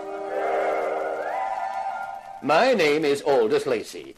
I have the privilege tonight of introducing a special program of There's No Future in Murder. As sponsor of this series, Lacey's Departmental Store is proud to align itself with justice-loving people everywhere in an effort to solve a terrible crime, the murder of Hannah Vogue, whose body was found in our special display window last Thursday morning. From then on, things went smoothly. This was the part that had been planned, rehearsed. Photographs flashed onto the screen of the window with the body in it. I did my commentary, then hurried over to set one to reenact the finding of the body with Arlene Malden and Sheep, the store manager. Then I scratched my ear for the orchestra leader. While the orchestra added some grim, ominous music, I raced over to camera outside set 2, Inspector Rockstone's office, and faced it ready for the red light.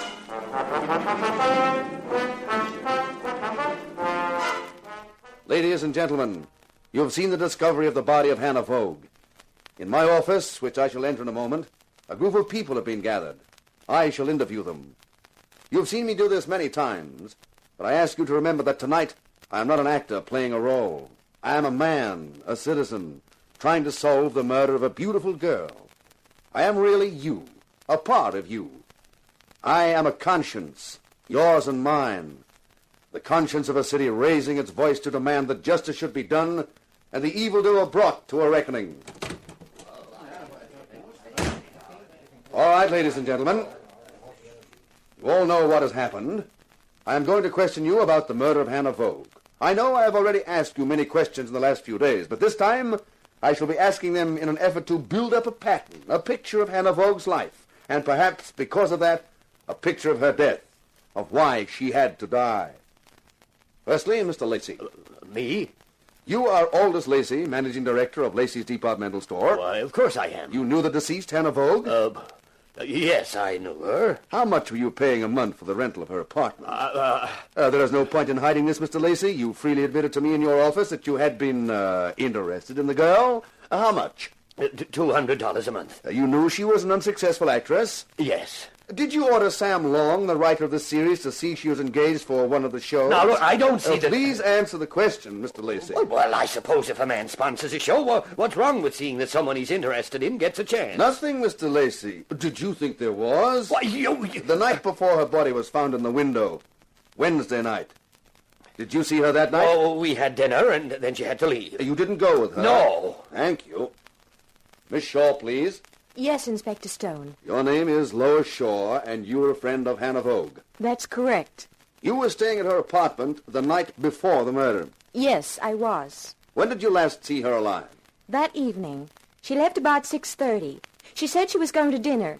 She never came back. Thank you, Miss Shaw. Mr. Lacey, this girl was living in an apartment rented by you. She knew you very well. Well enough to realize you had a secret. She found out that secret. When you discovered she'd found out... It's a lie. I had no secret. I had nothing to be ashamed of, to be kept hidden. Didn't you, Lacey? Suppose I were to remind you of an investment you made a year ago. Investment? A short-term investment with high return.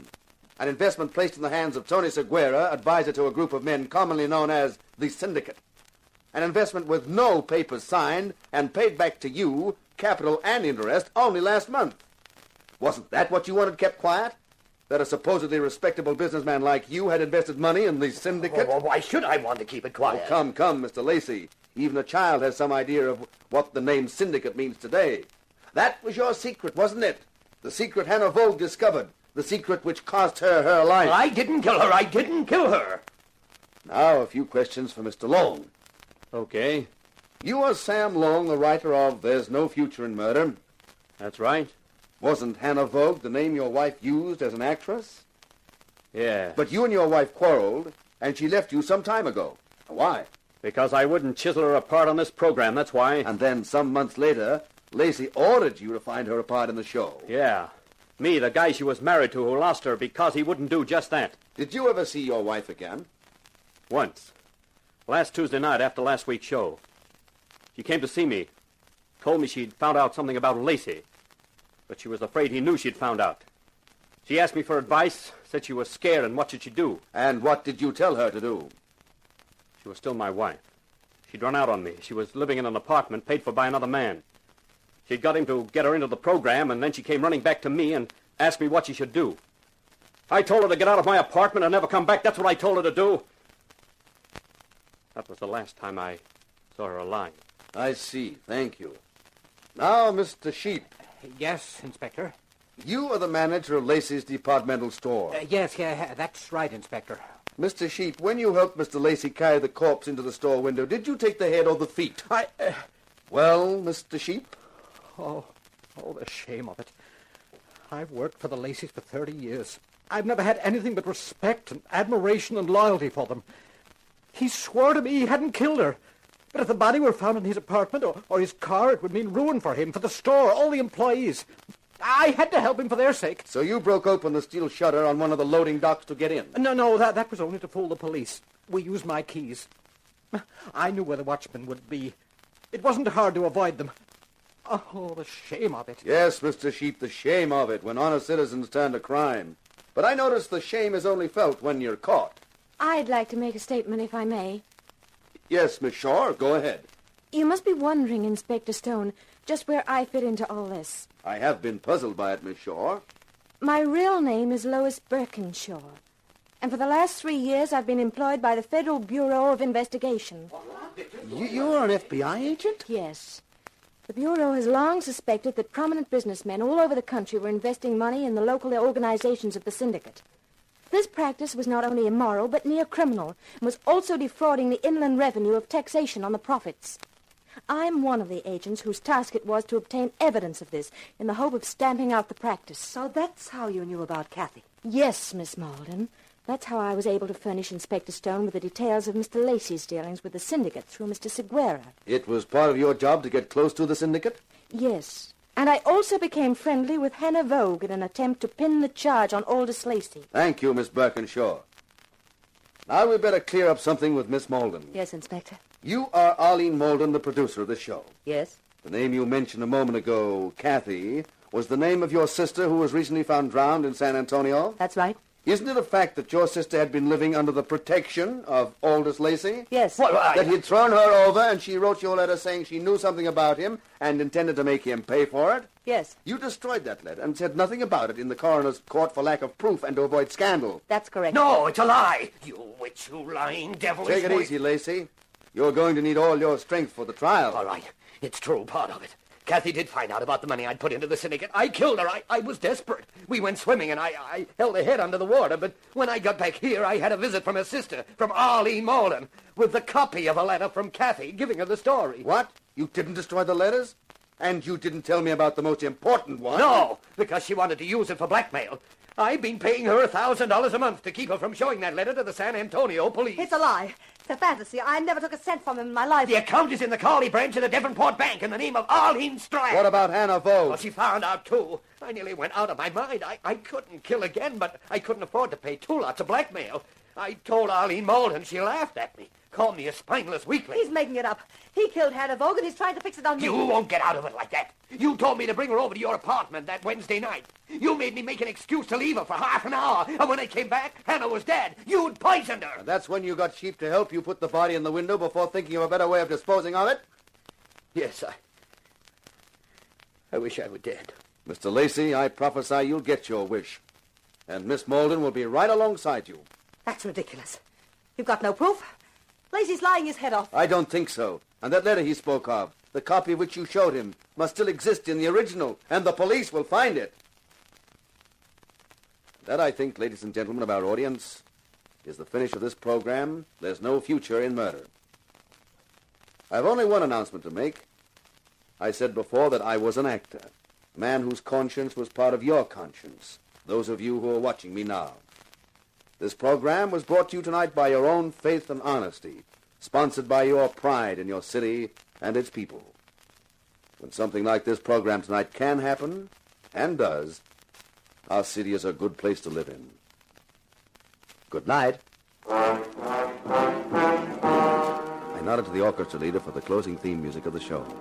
Then suddenly the police appeared with Inspector Jakes in charge, and Arlene, Lacey, and Sheep were taken off. And Sam was at my elbow. Nice work, Rock. You wrote a good script, and off the cuff. Better than I could have done. Oh, it was a colossal show. Yeah? Hey, don't you realize what I've done? I've just sent my sponsor to the electric chair. I wouldn't worry too much about that. If those phones aren't running hot with prospective new sponsors, I'll go back to writing copy for commercials. Hey, I never thought of that. Well, what do you know? Arlene always wanted this show to get top rating, and it took a murder she committed herself to do it.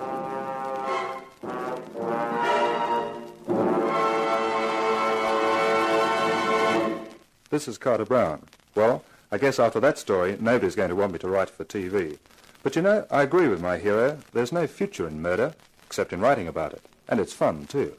I'll be back again with another story for you, called Hazard in Hong Kong, and the hero's name is Tony Masters. Or at least, that's the name he finds himself saddled with. If you're listening, you'll find out why. Meanwhile, this is Carter Brown saying, so long for now. Be seeing you.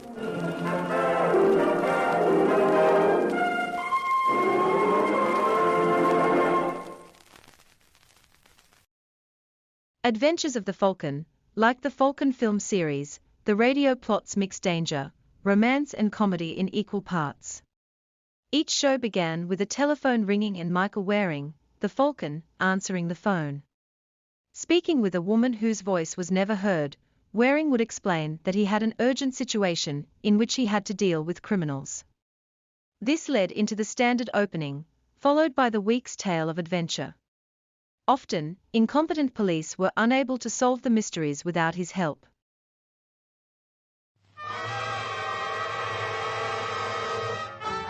The Adventures of the Falcon.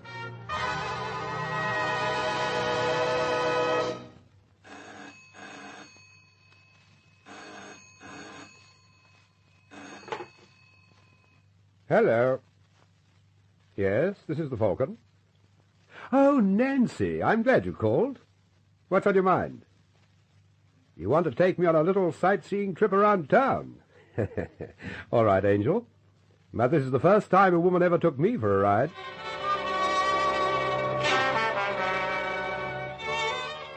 The Falcon is Michael Waring, freelance detective, who's always ready with a hand for oppressed men and an eye for repressed women.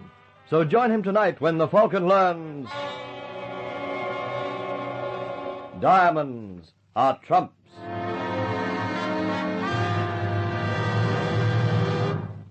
You've read the books, you've seen his films, and now for the first time in radio, we bring you The Adventures of the Falcon, starring George Randall.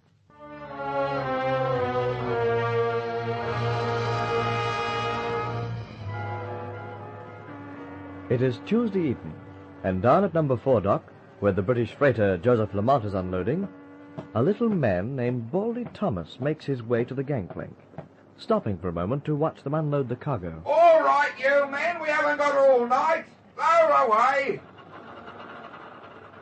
Then, apparently remembering a job of his own, Mr. Thomas hurries on his way. Hello, Baldy. What the... I'm afraid I startled you, my friend. Look here, mate. Who the blazes are you? If I may present my card. I can't read that here. Allow me. Put that out! You out of your mind, Governor? Well, ain't you afraid of the coppers? Not particularly. Well, I am, see? You know what they do to blokes like me? Don't you worry, Baldy. They won't have the opportunity. Now, look here, Mr. Raymond. I don't like this business. You understand, I'm only doing it to oblige a friend. Of course. May I have the parcel? Not so fast, chap. Ain't you forgetting something? I don't think so. Oh, yes, you are. You know I ain't in this business for me health. Forgive me. If you'll just step into this laneway here... Oh, no, sir. No one puts anything over on Baldy Thomas. He's one bloke who gets everything that's coming to him. Here, here. Hey, what? What's the idea of the gun, Mr. Raymond? I hope you approve, Baldy. You wanted everything that's coming to you.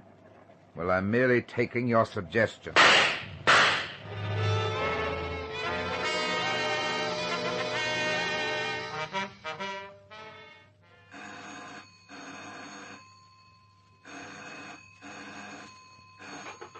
Hello? Hello. Is that you, Willard? That's right. This is Mr. Raymond. What's bothering you, boss? I've just heard from from our friend Kepler. He's ready for you. Oh. Well, look, Mr. Raymond, I've been thinking things over I and... don't like to hear that, Willard. Every time someone starts to think for himself, it generally leads to trouble. Remember Baldy Thomas? He started to get ideas, too. Well, what do you want me to do? As I said, I heard from Kepler. He'll be ready for you tonight at 1:30. Where do I meet him? On the corner of Morrison and Sedley Street. You know, in that tenement area down at the bridge. Yeah, I know the spot. And, don't worry, boss, I'll be there. Well, now, I'd appreciate that, Willard. Perhaps someday I can do something nice for you.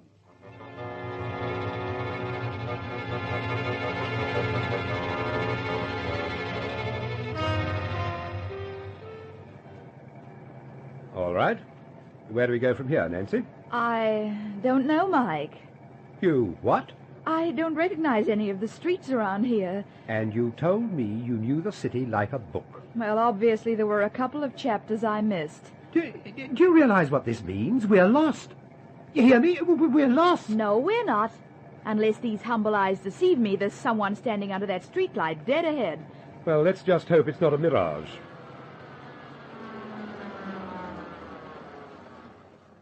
I say, fella. Did you call me, sir? Yes, can you tell us how to get to the bridge? All right. Here, take it. Hey, what is this? Hurry, please, I must go. Wait a second. What am I supposed to do with this? Hey, come back here. The man's mad. Probably, but it's still his package. I've got to return it to him. You're wasting your time, Mike. You'll never catch him now. Where the devil did he disappear to? I think he ran down one of those lanes. Which one? That I can't say.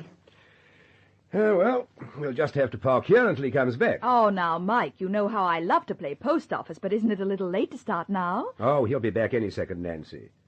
He obviously thought I was somebody else. How do you know?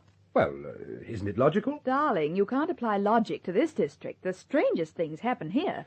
Seriously, though, what do you suppose is in this package? I know a wonderful way to find out. Nancy, are you by any chance suggesting... Yes. No, I couldn't do it. It wouldn't be... Oops, dear. What was that? Well, what do you know? The string on this package broke. Oh. I wonder how that happened. Well, perhaps we'd better not go into that. What's inside, Mike? Wait till I get this paper off. I wouldn't do that if I were you. Huh? There's an old proverb about curiosity killing a cat. Remember it? Where did you come from? Oh, I've been standing in that porch watching you wrestle with temptation. Not much of a battle, was it? Not much. So before you get into trouble, I'll take that package if you don't mind. And if I do? That wouldn't make any difference, Mr... Waring. No, Mr. Waring, not one bit. If you see what I mean. Mike! I take it that gun's loaded. What do you think? All right. You win. Here you are. Oh, no, Mr. Waring, that's an old trick. You'd throw it at me, get my attention, then disarm me. Well, just you drop it in front of me on the footpath. Go on, drop it. All right. At least we know it wasn't a package of TNT. Does that make you feel better? Immensely. You've no idea what an aversion I have to being blown up. Well, much as I enjoy this gay banter, there's no point keeping you up for it. All right, Waring. You can start your car. If you don't mind, I'll wait.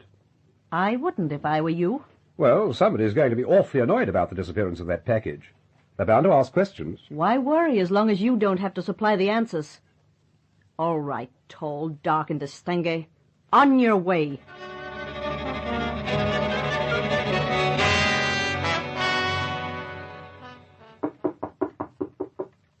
Who is it? Telegram for Paul Kepler.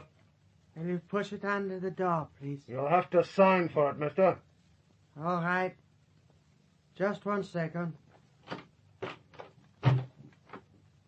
Yes? You're not the messenger. That's clever of you, Kepler. But you said... Shut the door. I do not understand. I said shut the door. Can I make it any plainer? Who are you? Just call me Willard. I'm one of Mr. Raymond's boys. Mr. Raymond? That's right. Is something wrong? We think so. How was it you went on the corner of Morrison and Sedley Streets early this morning? But I was there. Were you? We'll talk that over later. Now, Where's the boss's package? I gave it to that man. What man? The one who drove up in the car. What are you trying to put over, Kepler? It's the truth, Mr. Willard. You're lying! Now, let's start at the beginning again, eh? Where's Mr. Raymond's package? I told you.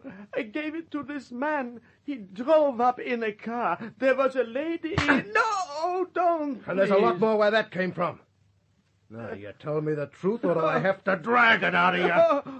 Wait. Don't hit me again. I can prove every word I say. Yeah? Let me get my coat. Never mind about that. Here it is. Is this it? Yes. In the inside pocket, you will find an envelope. Go on. You see there a number written in pencil on the back? L2411. I see. What does it mean? That is the license number of the car he was driving. I copied it down. Heaven help you, Kepler, if you're lying. I am not, Mr. Willard. And heaven help the fellow who owns this car. He's gonna need it. It looks pretty serious for the Falcon, but as you'll soon find out, Mike Waring has a way of dealing with tough gents.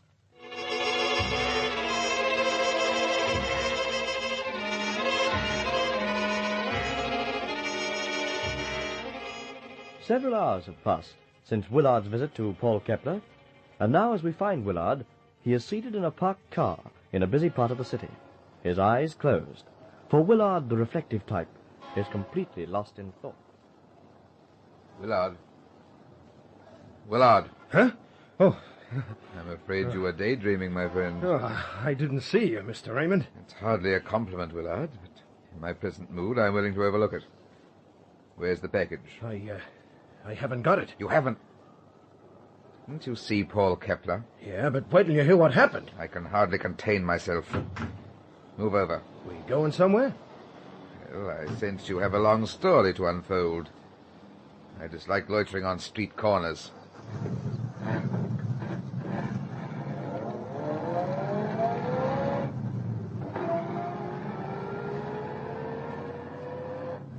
Now, from the beginning, if you don't mind. Well, I didn't meet Kepler on the corner of Morrison and Sedley this morning like I was supposed to. And why not, if I may ask? Well, he claims someone else got there ahead of me and picked up the package. It's very amusing. So help me, boss, that's exactly what he told me. And of course, neither of you have any idea who this mysterious third party is. Ah, now that's where you're wrong, Mr. Raymond. Kepler took down this fellow's license number, and I traced it. How clever of you, Willard. Wasn't it just? The car belongs to a fellow by the name of Michael Waring. Do you want me to go up and talk to him? Oh, no. I wouldn't want to overtax you, my friend. You've done quite enough for one day.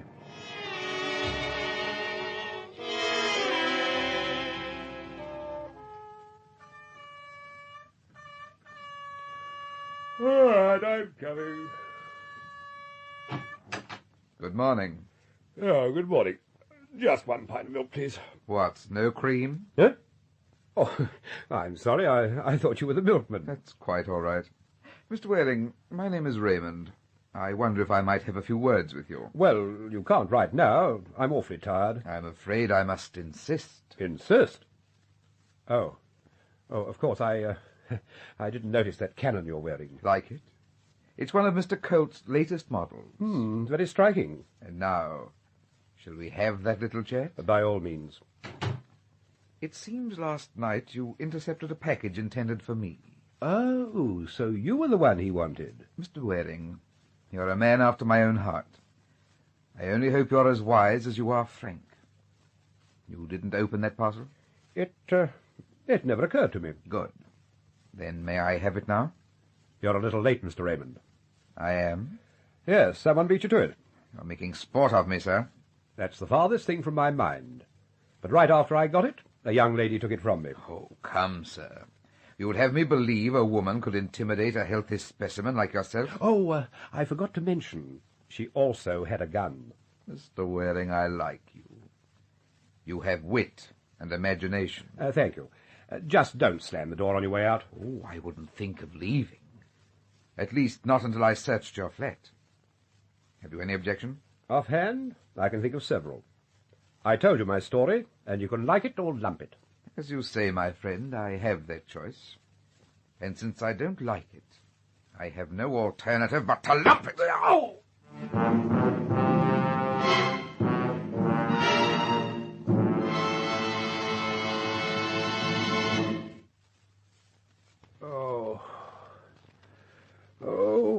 Oh, my head. No, don't get up, Mike. Just lie still. Oh, Nancy. That's right. Oh, what are you doing here? Well, when you didn't answer your phone, Mike, I thought I'd better drop in, Mike. What happened? Oh, ask me something easy. I've been out to it all morning. No, I mean, who knocked you out? A gentleman named Raymond. Doesn't sound like much of a gentleman to me. Oh, he observed all the formalities. He tipped his hat before he dropped... Want me to answer it? Never mind. I don't like to pamper myself. Hello. Hello. May I please speak with Mr. Waring? Speaking. Who is it? You wouldn't know my name, honey, but we spent some time together last night late, remember? Oh, the lady with the penchant for packages. You say the nicest things. A pleasure. Incidentally, what was in that package, anyway? That, my sweet, is no concern of yours. But just because you've been so obliging, I've got a little tip for you. A gentleman by the name of Raymond is on his way over to see you. You're a little late with the news, Angel. Oh, he's already been here. Oh, that's a pity. But you see, my intentions were honorable. Look here, Waring. You ought to have a talk with Paul Kepler. Kepler? Who's he? He's the man who gave you the package by mistake. Why don't you go up and see him? Where does he live? In town at Norton Hall. Tell me something, Angel. Just why are you so generous about handing out advice? Usually I'm not, Mr. Waring. But you did me a good turn this morning, and I'd like to reciprocate when I can. Goodbye, honey. Be good to yourself.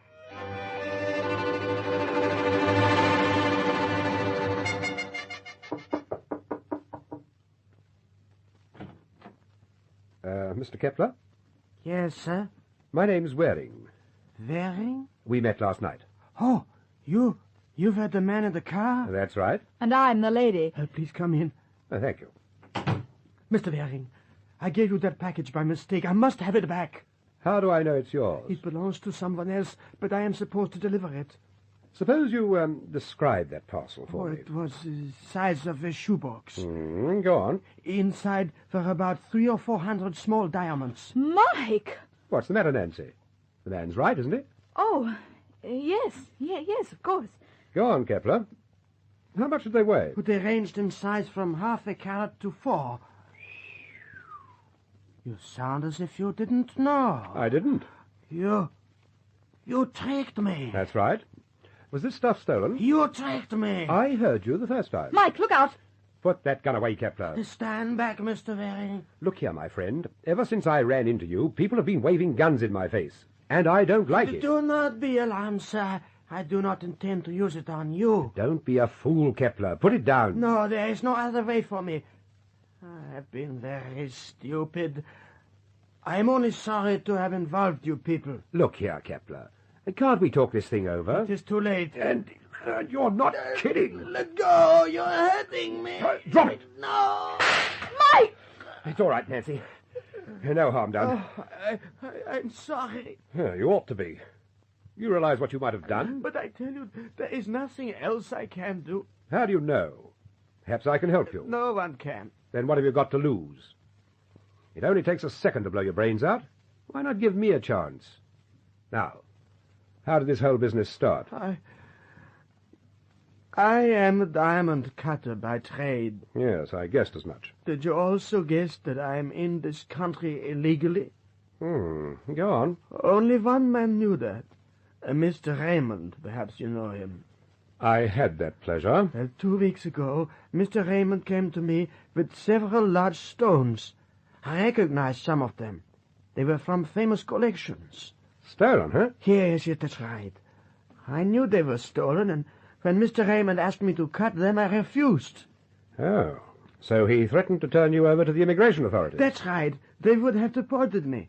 I could not go back to all that suffering in my own country. Of course. We understand. Well, last night I was supposed to pass the cut stones to some employee of Mr. Raymond's. Was this employee a woman? No. Why do you ask? Because the present owner is definitely female. Don't understand. A lady, you might say, lifted them from me. Any idea who she might be? No. Now, look here, Kepler, you're in a jam. If you want my help, you can't hold anything back. You know this girl. Now, who is she? What does she look like? Well, it was awfully dark, but I think she was about my height and blonde. No, it couldn't be. Now that you mention it, it didn't look natural to me, either. No, I mean, when I first came into this country, a young lady befriended me. I told her everything. What's her name? Connie Richards. Where does she live? 47, Bedford Terrace, flat 4B. But you will never convince me that Connie would do a thing like this. Well, the way to start, Kepler, is to convince yourself first.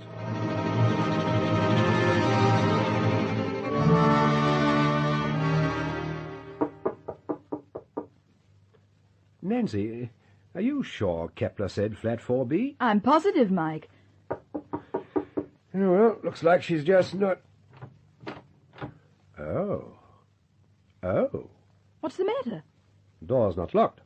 Careless girl. Just a minute, Nancy. Stay where you are. Why, is anything... Oh, Mike. Steady, Angel, steady. Mike, it's horrible. Is that Connie Richards? It was. Until someone decided they didn't like her anymore. Oh, Mike. Now, Nancy, now. You're not going to let me down. No, I'm all right. Good. Mike, do you think Mr. Raymond was responsible for this? Can you name a better choice? Listen here, Nancy. I want you to phone Kepler and find out where Raymond lives, and tell him to meet us there. But quickly.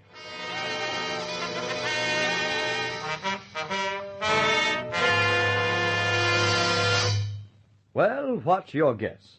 Who killed Connie Richards? You never can tell from the way the Falcon talks, because he never really lets you in on all his thoughts.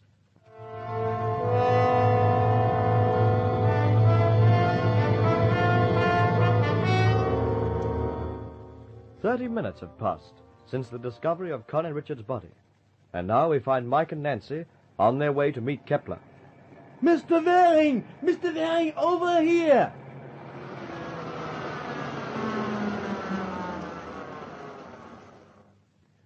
Hello, Kepler. Hello. Tell me, is it really true about Connie Richards? Yes, it is. I'm sorry. I can't believe it. Connie was like a daughter to me. Look, Kepler, you want to see her murderer punished, don't you? Yes. Then let's get about our business. Is this Mr. Raymond's home? Yes. Now, Kepler, I tell you there's nothing to be afraid of. Don't forget, Mike, he only has your word for it. Yes? Hello, Raymond. Why, if it isn't Mr. Waring. And company. This is indeed a pleasure. Won't you come in? Thank you. Come on, Kepler. Oh, I hadn't noticed him before. How are you, my friend? Fine. Splendid. You know, Mr. Waring, I'm greatly indebted to you. I can't see why. You're just the man I want to see. I was too lazy to go out. You mean again? Pardon? Well, obviously, you went out once to see Connie Richards. Do you mind repeating that? You heard me the first time. Yes, but I'm not quite certain whether I understand you. You'll oblige me, my friend, by repeating it. And if not? My dear boy, you're in no position to argue. Look out, Mike! It never fails. At the crucial moment, the gun always appears. Well, I've had enough. Mr. Waring, put down that vase. I warn you. Get down, Nancy, get down! Why, you nasty man! Mike! Let go! I'll let you go, all right. You're choking me. No kidding. I can't breathe. You still are. Mike, please, you'll kill him. Let go of me, Nancy. Mike! All right, Kepler. Look after him. Get some water. Yes, sir. Come on, Nancy. Let's see if we can find those diamonds. I don't see any sign of a safe. There must be one here. What's behind that picture? I wouldn't know. I suppose we find out. What did I tell you? But, Mike, you don't know the combination. No, but perhaps I can... Mr. Waring! Mr. Waring! What is it, Kepler? There is something wrong with Mr. Raymond. What? Hey, look. Shall I call a doctor? No. Never mind. What is it, Mike? He's dead. Dead? But Mike, he can't be. He's not faking, Nancy. That means... Go on, say it, Angel. I killed him. All right, you'd better phone the police. Oh, no, wait, Mr. Waring.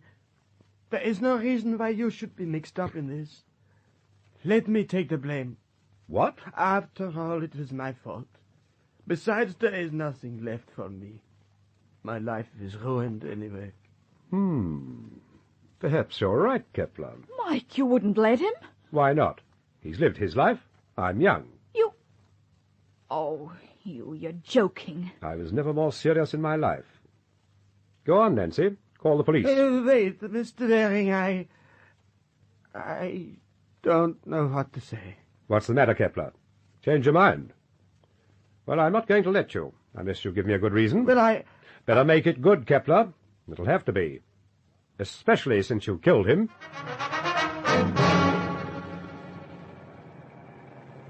I repeat, Mr. Waring, you're quite a boy. Why, thank you, Miss Collins. Not at all. But would you mind letting me in on the secret? It's quite simple. Kepler killed Raymond. Yes, so you said, but how? Remember when I sent him for water to revive Raymond? Yes. Well, what he brought back wasn't H2O. Mike, it was poison. That's it, Angel. I got a sniff of the burnt almond odor of prussic acid when I bent over the body. But what was Kepler's motive? To cover up the previous murder of Connie Richards. Oh. I don't understand. Kepler and Connie were working together. After he passed the stones to Raymond's contact man, Connie was to step in and pinch him back. That would have left Kepler in the clear. You mean he thought you were the contact man when he gave you the stones? That's it, Angel. And Connie was right on schedule to take him away from me. Well, then why did he kill her? It was what's known as the jolly old double-cross, Nancy. After all, she'd done her job, so why split with her? Then Raymond honestly didn't know of her. No, and that's what put me on the right track. When Connie phoned me this morning, she knew Raymond was on his way over to see me, and the only one who could have told her was Kepler. Now, does that take care of everything? No. There's one little thing you overlooked. Oh? What? Me. Come here, Angel. You know, it's a funny thing, Mike. When you realize that even though all this started out a little differently from usual, we are still going to have the same old ending.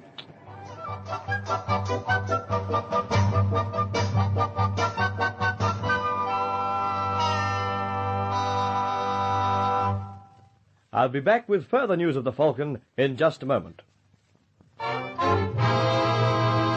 The Adventures of the Falcon are based on the famous character created by Drexel Drake. George Randall was starred as the Falcon, directed by Reg Johnston of Grace Gibson Radio Productions. Be sure to listen next week at the same time, same station, to the gay, exciting adventures of the Falcon.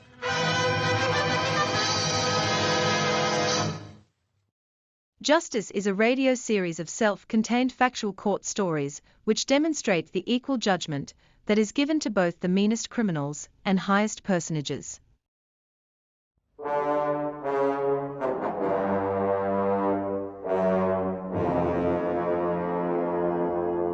Justice. In the courtrooms of the world where young and old, rich and poor stand in equal judgment.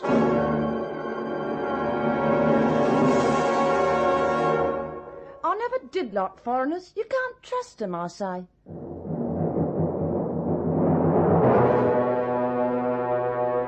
Tonight, The Foreigner. The story of a Frenchman being tried for murder in an English court of law.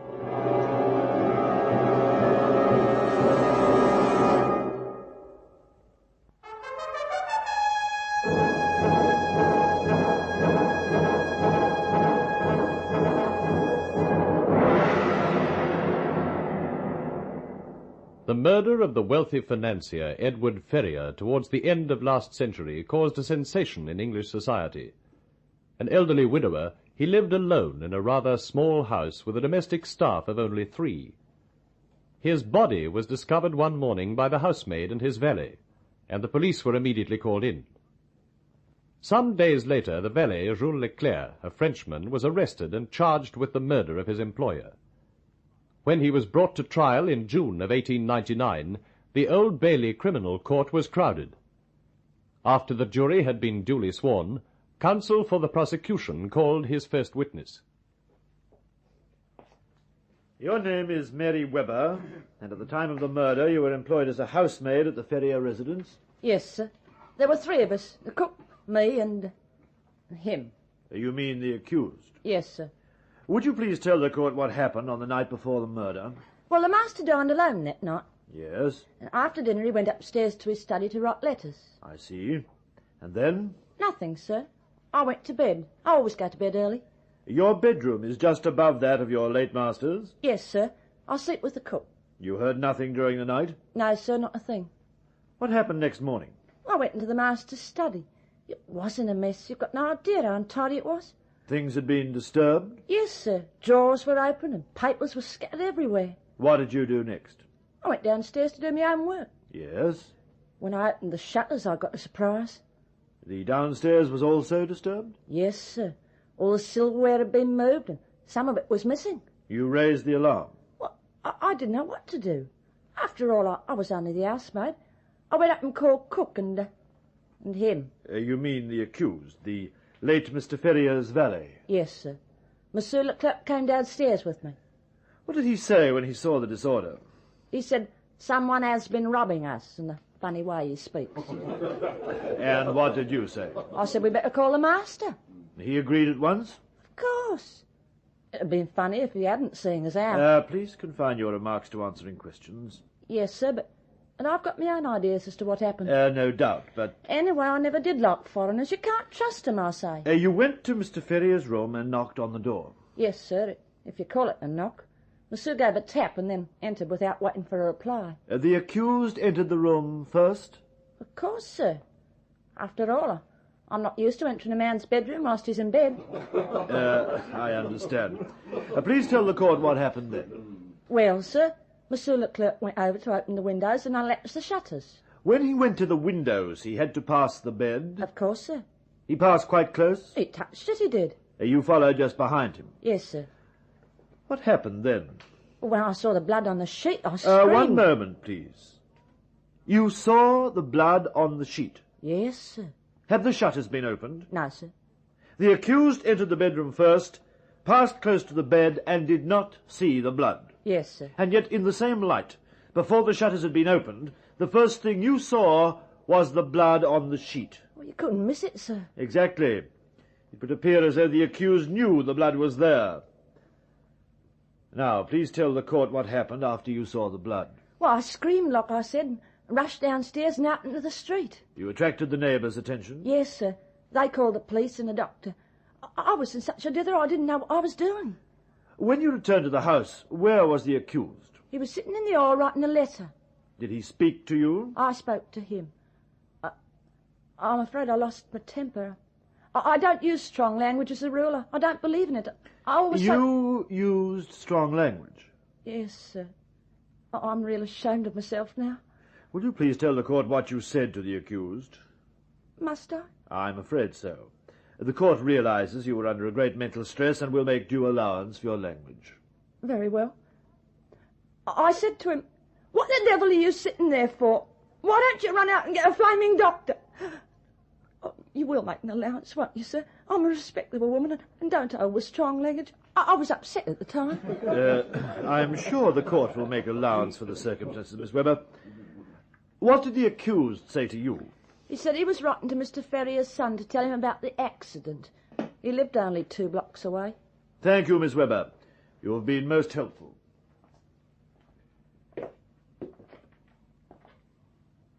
Miss Webber, you say you are a respectable woman. Indeed I am, sir. Nevertheless, you so far forgot yourself as to use strong language. I was excited. Exactly, Miss Webber. You admit you were excited? Yes, sir. And so your evidence is open to grave doubt? What do you mean? I mean that on the morning in question, you were in a dither, running around in circles. You didn't know what you were saying or doing. Well... What you have just told the court is not what happened, but what you think may have happened after you've had time to calm down and collect your thoughts. I suppose so, but... And in the process of recollecting, as it were, you have been greatly assisted by the police. They've been most helpful. No doubt. I put it to you, Miss Weber, that you are open to suggestion. That you remember what the police want you to remember. Nonsense. You admitted you were excited and didn't know what you were doing. I didn't say that. You also said you didn't like foreigners. And I don't. You can't trust him. I put it to you, you disliked the defendant because he was a foreigner, and you were quite content, in fact eager, to remember only what would be harmful to him. No, sir. You were helped in your recollecting by the police. I put it to you that you are just a busybody, trying to take the centre of the stage. No, sir. That's an awful thing to say. Then why did you go to the study first? To dust it. Not to pry into the papers your late master left there. Of course not. But you did read some of the papers scattered around. Well, I did glance at some of them. I would consider that quite an understatement, Miss Weber. You were too busy prying into other people's affairs to give the alarm. No, sir. When I saw the drawers open, I thought the master might be looking for something, and I didn't want to disturb anything. I knew he'd gone to his study the night before to write letters. You knew? He told you? No, sir, but we all knew that he used to do that. He didn't tell you? No, we knew, that's all. You mean you guessed? It appears to me that a considerable portion of your testimony is just guesswork. No, sir. You say you went to bed early. Yes, sir, I always do. Why? Well, what else is there to do? What else? Haven't you heard of men? What do you mean? You have no boyfriend? No. You're in your 30s? I'm 27. 27? Well, 29 then. You would do well to remember that you are on oath, Miss Weber. You say you're 29. In short, you are a frustrated spinster with very little chance of being married. What's that got to do with the master's death? Just this. You are trying to find an outlet for your frustrated emotions. You are suddenly pushed into the limelight and you find yourself a key witness. You're important. For the very first time in your life, you have the opportunity to take the center of the stage, and you seize it with both hands. How can you be so cruel? You are excitable and open to suggestion, and you detest the accused. Your evidence is just a travesty, mere guesswork, and wishful thinking. That is all. You may step down. Mary Weber was a pathetic figure as she left the witness box, sobbing quietly.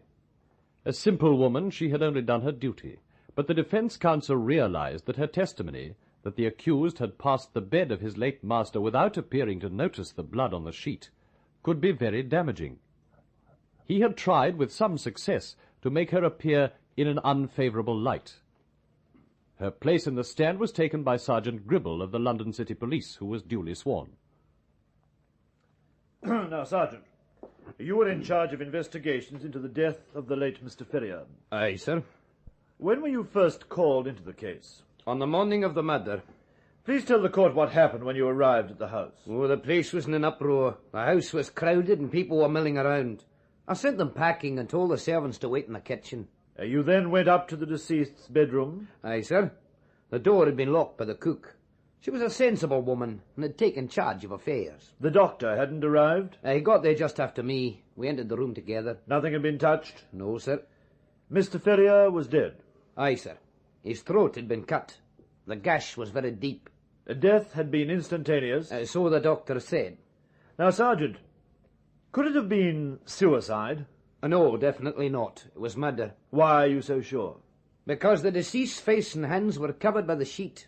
If death had been instantaneous, as the doctor stated, he would not have had time to pull the sheet over his head. Therefore, it must have been murder? Aye, sir. What did you do then? I examined the house carefully to ascertain if it could have been an outside job. And what did you find? That it must have been an inside job. No one had broken in. Did you discover anything further? Aye, sir. The gas light in the bedroom had been turned off. Yes? A candle was beside the bed. It had been burnt down to the socket of the candlestick. Mr. Ferrier's spectacles and a book were also beside the bed. You mean Mr. Ferrier had been reading in bed? Well, it would appear so, but I'm informed that he never read in bed. And, Yes? Well, if he'd broken this rule, why had he turned out the gaslight? How do you account for the candle burning so low? Oh, it had been used by the murderer as he moved around the house parcelling up the silver. You mean he used the candle, and then left the book and spectacles beside the bed to mislead the police into believing it was an outside job? Aye, sir. After using the candle, he must have suddenly realised that it had been known that a new candle had been placed out for use by the deceased, and someone would wonder why so much of it had been used. I see. The fact that it was an inside job narrowed the suspects down to the 3 servants. That is so. The accused, the cook, and the housemaid.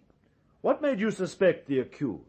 Well, the other 2 servants were respectable women of known good character. Whereas the accused was a foreigner about whom little was known. Aye, sir. Besides, it's well known that when a foreigner robs, he generally murders. I object! That is an outrageous statement!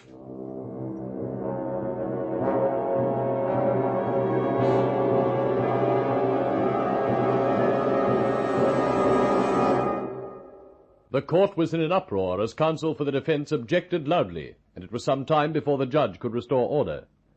The prosecution chided the sergeant mildly. Please confine your remarks to the case before the court, Sergeant. Aye, sir. Was there anything else which made you suspect the accused? He was jealous of Mr. Ferrier's wealth. He was often heard to say that if he had his employer's money, he'd not stay long in London. He would return to France? So he said. Now, Sergeant, you subsequently recovered some of the missing money and jewels. Aye, we searched the house and found that the floor skirting in the pantry had recently been removed. What happened then? Oh, I pulled it away. And behind one section we found 5 rings belonging to the deceased. Behind another section we found some gold coins and a £10 note. Did you discover anything else? Aye, we did. Behind a water pipe in the pantry we found a locket which had been missing for some weeks. It had great sentimental value for Mr. Ferrier. I understand he'd been greatly upset when it was first missed. Thank you, Sergeant. That is all. Now, Sergeant, much has been made of the fact that my client is a foreigner. I don't understand. You have intimated that he was suspected because he was a foreigner. Oh, indeed, no, sir. I merely said that the backgrounds of the other 2 servants were known. They were born and raised in London. Whereas my client was born in Paris? Aye, sir. Because of that, we had no means of checking on his antecedents. Because a man is a Frenchman, he is not necessarily a scoundrel. Of course not. You mentioned that my client was envious of the deceased's wealth. Well, he was heard to say he wished he had his money. Naturally. So do I.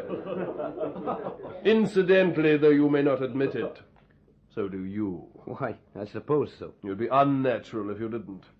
You also mentioned that the accused had often said he would return to Paris if he had the money. So he did, sir. You're of Scottish descent, Sergeant? Aye, I am, sir. Haven't you any desire to return to Scotland? Of course. And my client hankers to return to France. It's only natural. I appeal to this court, to the gentlemen of the jury, to look upon my client not as a foreigner, but as a human being on trial for his life. Now, Sergeant, you say no one could have entered the house that night. Oh, that's right, sir. There's an impassable wall on one side, while the other side had recently been whitewashed. Well, if anyone had climbed it, it would have been marked. What about the windows? Oh, there were no jemmy marks and the shutters were locked. You mean they were when you checked them the following morning? Aye, sir. One of them could have been left unlocked. The murderer could have locked it after entering and then let himself out by the front door. You'll agree that that is possible? Well, it's possible, but not probable. The murderer entered the bedroom, expecting to find the deceased asleep. When he was seen by Mr. Ferrier, who was awake reading, he killed him. Mr. Ferrier was not in the habit of reading in bed. Habits are made to be broken, Sergeant. Now, you mentioned that the gaslight had been turned out. Aye, sir. Much has been made of this point. There could be 2 very simple explanations. Yes, sir?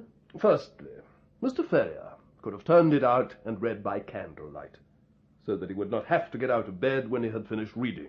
I suppose so. Secondly, he could have finished reading. You yourself have testified that his spectacles and book were beside the bed. The candle would still be alight. He could have got out of bed, turned out the gaslight, and then returned to bed. He was just settling down for the night and about to blow out the candle when the murderer entered. You'll admit that that is possible.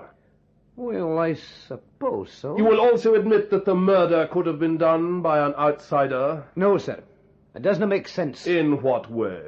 We found a locket behind a water pipe in the pantry. It had been missing for some weeks. There is nothing to say that the theft of the locket is connected in any way with the murder. The other stuff was also hidden in the pantry. Life is full of coincidences, Sergeant. It still doesn't make sense. Why did he hide the stuff at all? Why not take it away with him? Because he panicked. He had committed murder. He didn't want to be found with the rings on him. Maybe. But he wouldn't have hidden the gold coins and the £10 note. They couldn't have been identified. You are assuming that you're dealing with a normal man. A murderer is not rational. And who can tell what he will do? By the time the defense had finished with Sergeant Gribble, the prosecution's hitherto seemingly complete case had started to crumble. All the evidence so far had been purely circumstantial, but by chance, on the day the trial opened, a woman attracted by the publicity had called on the police and offered certain information. She was now called as a witness. Your name is Madame Perron? Yes, sir. You are French? No, sir. I am English. My husband is French. He runs the Calais Hotel in Lion Street? Yes. About 4 years ago, the accused worked for you as a waiter? Yes. He called himself Charles then. How long did he work for you? About 5 weeks. He then left? Yes, sir. When did you next see him? About a week before the death of Mr. Ferrier. He called at our hotel. It was purely a social visit? Yes. When was the next occasion you saw him? On the night of the murder. He bought me a paper parcel and asked me to mind it for him. You agreed? Yes. I locked the parcel in our safe. You didn't see him again before he was arrested? No. I read in the newspapers about the arrest of Jules Leclerc for murder, but I didn't connect him with the man we knew as Charles until just before this trial began. What happened then? I remembered the parcel. I sent for my solicitor and a friend named Mr. Cookson. And you opened the parcel in their presence? Yes, sir. What did it contain? Silverware, mainly knives, spoons and forks. My solicitor took them to the police station. Where they were identified as belonging to the late Mr. Ferrier? Yes, sir. Thank you, Madame Perron. That is all.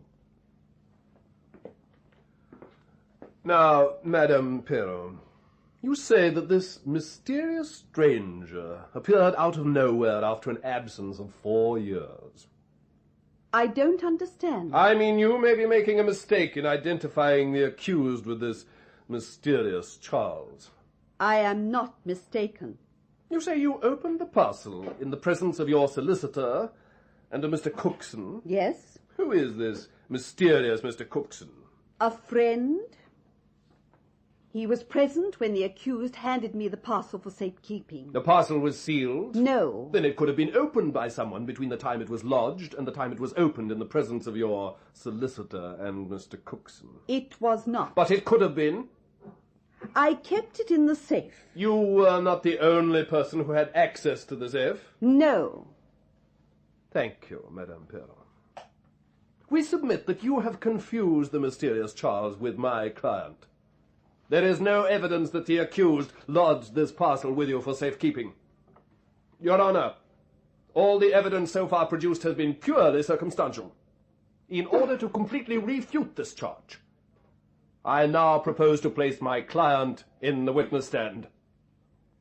Counsel's announcement caused a stir in court. Leclerc, a dandified little Frenchman in his early 30s, then entered the box and was duly sworn. Now, Leclerc, you have heard the evidence of the previous witnesses. Oui, monsieur. Madame Perron has testified that you brought her a parcel for safekeeping on the night of the murder. She is mistaken. You know Madame Perron?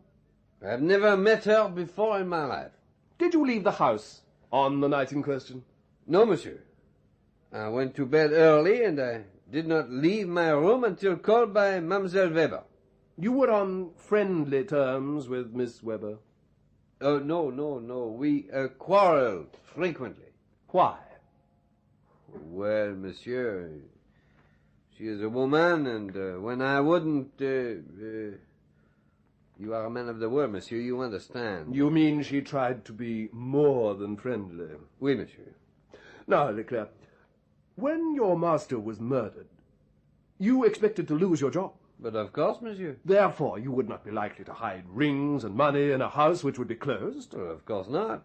I expected to leave Monsieur Ferrier's residence the next day. You would have smuggled the rings out of the house. Oui. I would have put them in the parcel with the silver.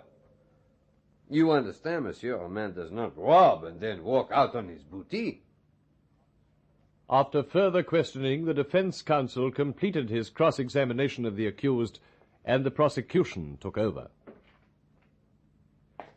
Leclerc, you say that Miss Weber was annoyed at you because you refused her advances. Oui. You have the reputation of being a philanderer. I put it to you that the boot was on the other foot, that she refused you and you became angry. No, you are mistaken. I also put it to you that you lodged the bulky silver, which was difficult to hide, with Madame Perron, and hid the small rings and coins in the house. Well, why should I do that? I was to leave the house the next day. Oh, no, Leclerc. You are not to leave, not permanently anyway. That is why you were writing to the late Mr. Ferrier's son when Miss Weber returned to the house. What do you mean? I mean that your master had been in bad health. The son had promised to keep all the servants on, as he intended to move over to the family residence on his father's death. Oh, you are mistaken. Mr. Ferrier will be produced as a witness later.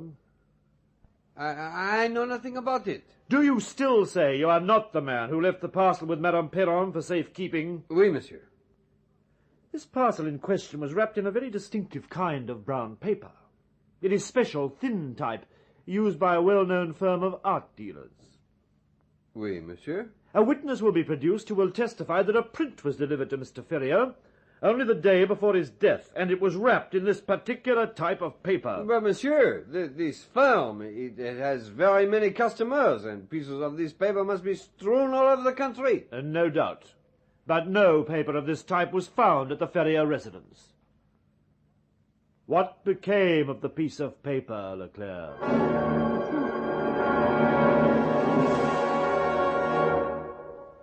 After further cross-examination, a discomfited Leclerc left the witness stand. Several more witnesses were called, and then the two counsels gave their closing addresses to the jury. In the course of his address, the defense counsel said passionately, My client is French, and therefore a foreigner. I appeal to you, gentlemen of the jury, to give him a fair trial, foreigner though he be. I submit that not my client, but British justice is on trial today.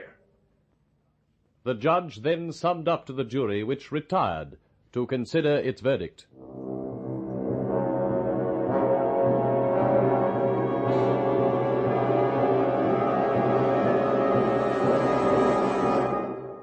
In a moment, the result of this trial and the jury's verdict.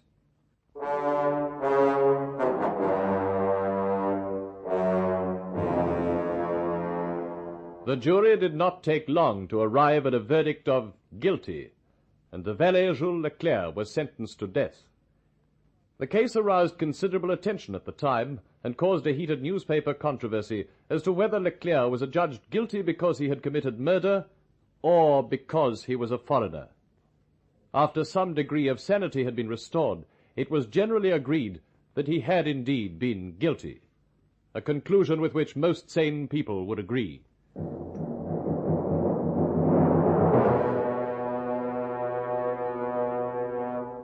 Out of the night. I don't know anything about this show.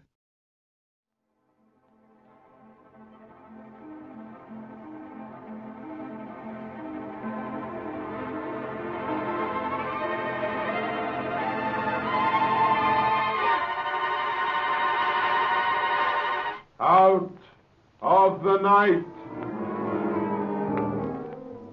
Out of the night comes the whispering voice of the night wind to tell another story of man's battle with fate.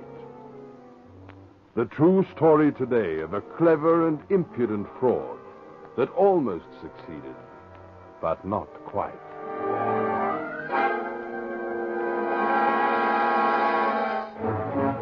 My husband is dead. You hold the proofs. That's all there is to it. I insist upon immediate settlement of my claim.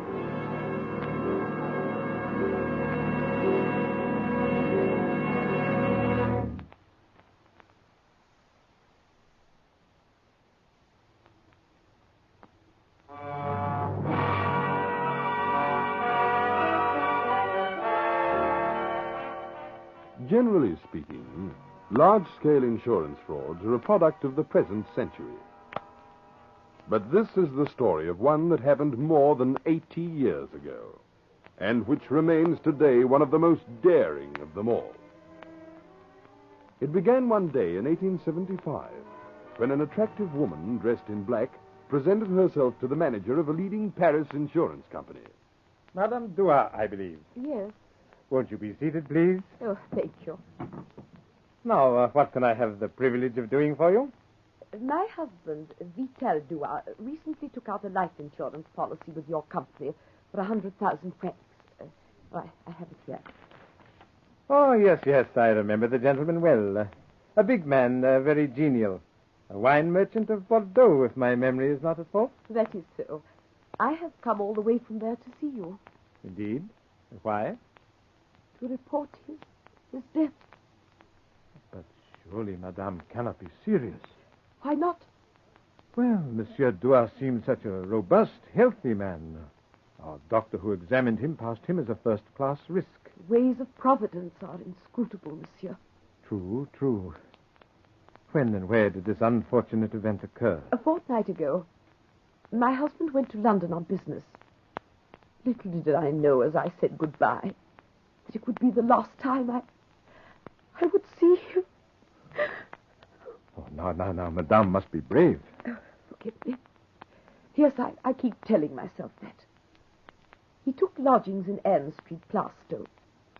There on November 29th, he died suddenly, apparently with no warning whatever of aneurysm of the heart. Oh, here is a certificate from the physician who attended him. It is signed, as you see, in the name of Dr. Critty. Yes. Very unfortunate. Very unfortunate indeed. And here is another certificate from the Registrar of Deaths in London. And here is a receipt for the purchase of a plot and for burial fees at St. Patrick's Cemetery. Thank you. Your thoroughness will no doubt save us a great deal of time. May I take charge of these papers? Oh, yes, of course. Will I have to wait long for my money? Oh, no more than a few days. There are just one or two little matters, formalities, you understand. I'd suggest you return a week from today. And allow me to say, Madame, how deeply grieved I am to learn of your sad loss.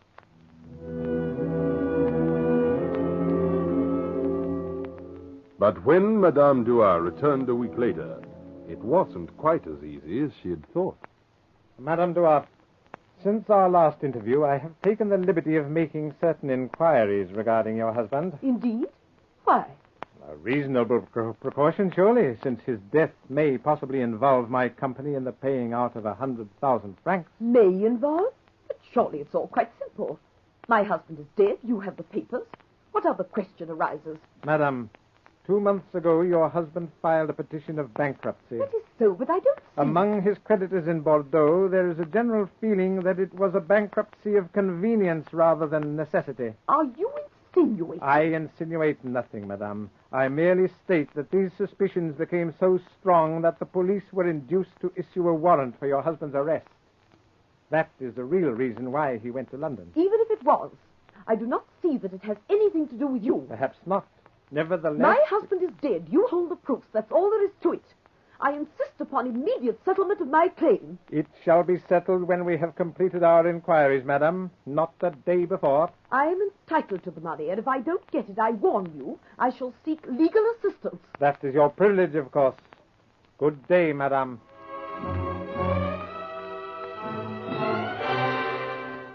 But however suspicious the circumstances, the insurance company knew that unless they could rebut the evidence of Dua's death, they would sooner or later have to pay. So it was that a few days later Scotland Yard found themselves in possession of all the facts, with an inquiry to look into them. The Commissioner sent at once for one of his most trusted detectives, Nathaniel Druskovich. Well, there you are, Druskovich. There's the data, and there are the papers. Very funny business. See what you can make of it. If these certificates are authentic, Dua must be dead and buried. The insurance company thinks that his death occurred just a trifle too conveniently. They believe that a man who's committed a bankruptcy fraud is also capable of committing an insurance fraud. Well, I'm leaving it to you to ascertain beyond all possible doubt whether this man Dua is dead or not.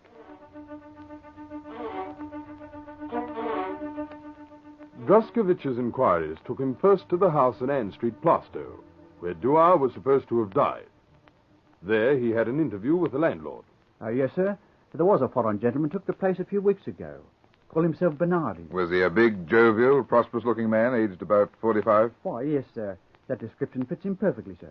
Did he have any references? No, sir. He gave me no references. He did better than that. Paid me a month's rent down, and that was good enough for me. Said he wanted a place where he could look after a sick friend. Did you see anything of this friend? No. You see, Mr. Bernardi had only been here a couple of days when his friend died. Something wrong with his heart, I believe. Most unfortunate. Very sudden indeed. There was a funeral, I suppose? Oh, yes, quite a grand one. He buried his friend in St. Patrick's Cemetery. And then?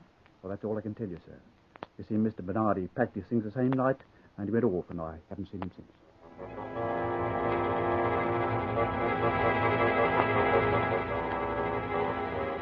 The detective's next call was on the caretaker of St. Patrick's Cemetery. Vito Dua? Oh, yes, sir. I remember the burial quite well. Such an unusual name, you see. The arrangements were made by a foreigner, a Mr. Bernardi, I believe. That's so. A very pleasant gentleman indeed. He presented the death certificate, paid the fees, and generally took charge of the whole affair. Were there many mourners at the burial? Only one, sir. Mr. Bernardi himself. Do you happen to remember who the undertaker was? Yes, sir. It was old Sam Brown of Plaistow. Been in the business nigh on 40 years, he has. Good. I'll call on him at once.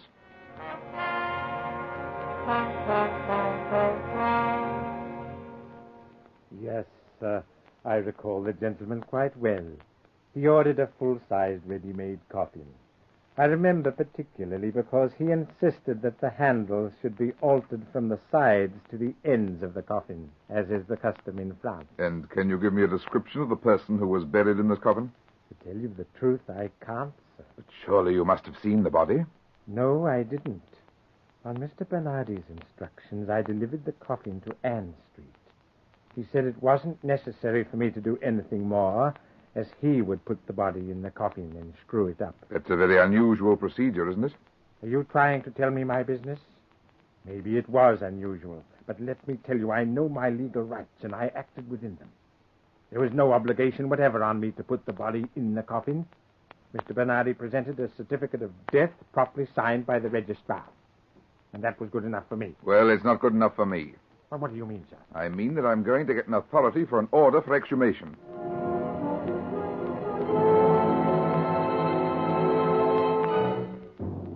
2 nights later, the newly turned earth was disturbed once more, and the coffin was brought to the surface. All right. Yeah, there. Unscrew the lid. Yes, sir. All the same, I don't think it's right that we should disturb the rest of the dead like this.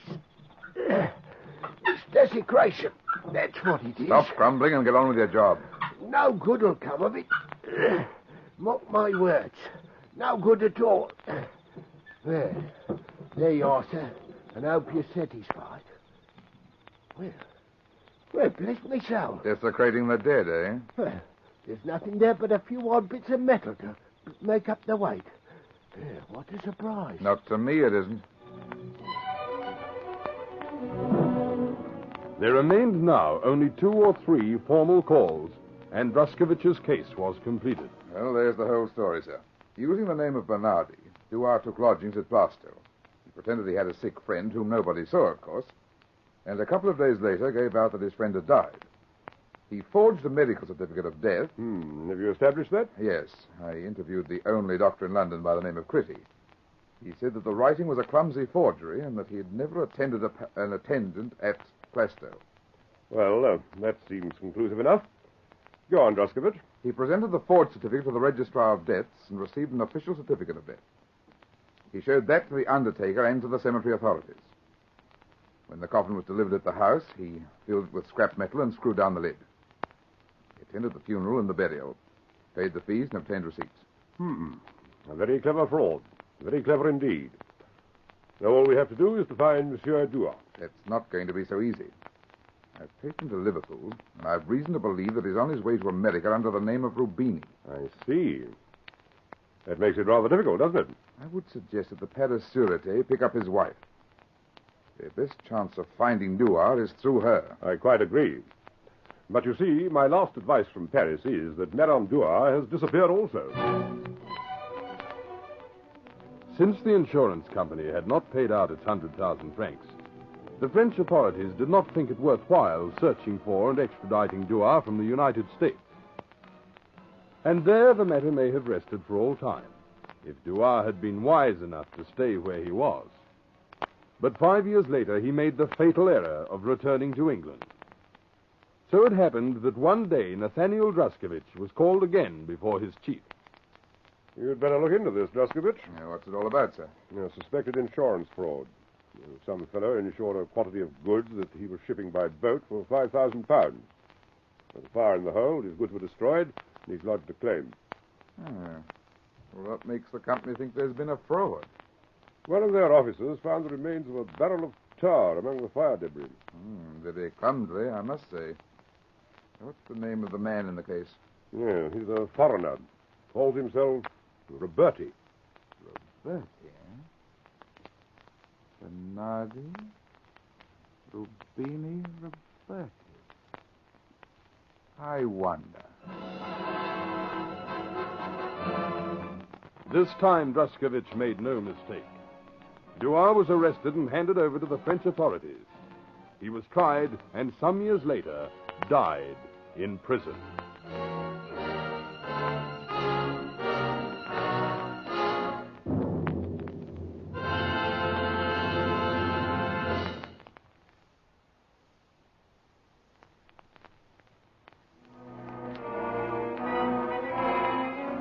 Out of the night comes the whispering voice of the night wind, bringing you stories taken from the highway of life.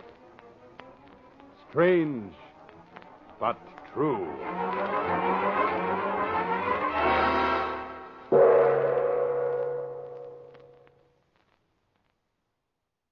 Eleventh hour. This is another show I don't know anything about. Are you Dr. Turner? Yes, Could I am. see you, please? It's very important. Well, couldn't it wait until tomorrow? I mean, you know, it's very late. Well, after 11... Well, it's very important, Doctor. I'm sorry to trouble you, but... Oh, all right, then. You see, Very Doctor, well. it's like this. My name is Blaine.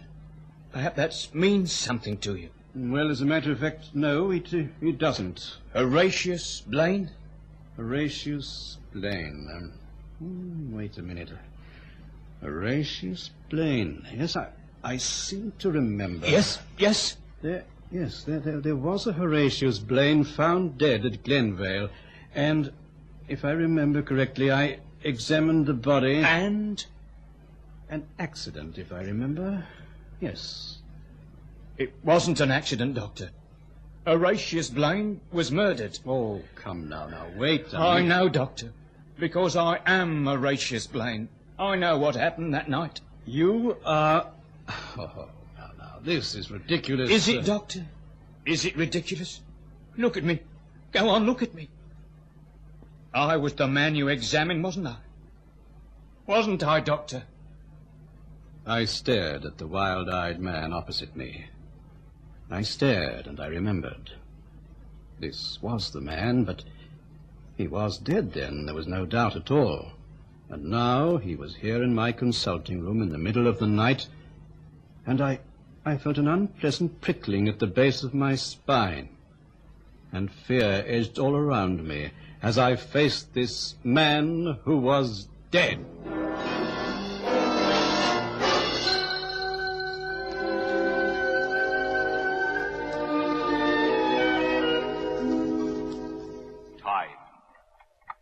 the silent herald of life and death, success or failure, the unseen force that measures man's destiny, reaching its most fateful moment as it slowly strikes the 11th hour.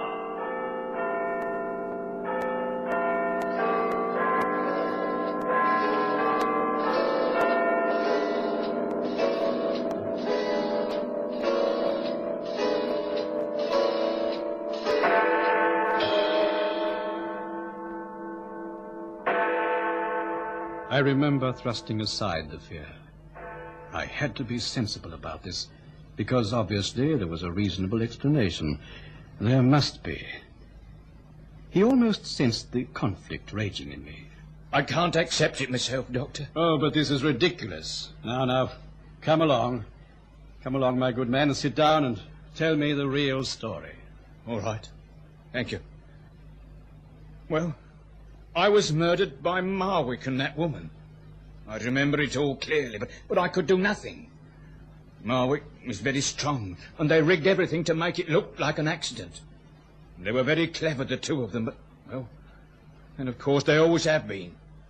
You must tell the police. But why don't you? They won't listen. You've been to them? Hundreds of times or more, but they wouldn't listen. And what did they say? They wouldn't listen to me. They brushed me aside as if I didn't exist. So then I came here to you. I see. Let's go to the police together tomorrow, and I'll explain. They will listen. It's no good, Doctor. You must go to Marwick. You must accuse him and that woman of murder. Now, look here. I can't go to them. No, but you must. Why don't you? You just don't understand, do you? And I hoped you would. Of all people, I thought you could help me. Now listen to me, Mr. Blaine. Come round and see me tomorrow at 11, and we'll both go to the police. Oh, it's no use. And you know, there's another thing. You look to me particularly healthy and strong. Now, if you'd been murdered, you'd be dead, wouldn't you?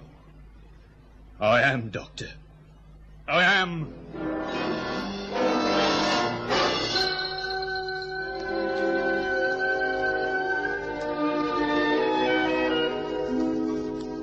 Mr. Blaine, I've seen a good many dead people, and I promise you that you don't fit the description at all. Now, please follow my suggestion. Come here at 11 tomorrow, and we'll follow this business through the correct channels. Oh, you don't believe me. You don't. It's all so hopeless. No one believes. There's no one. What can I do to make you? What can I do? Okay, I'm really feeling very tired, and if you come tomorrow as I suggested, I'll do all I can to help you then. No one believes. No one believes. I opened the door, and the tiny figure stumbled away into the night. And I remember watching him, and in the light of a street lamp he turned, his eyes dark and reproachful. It was then that I heard Helen beside me. Darling, what are you standing here for?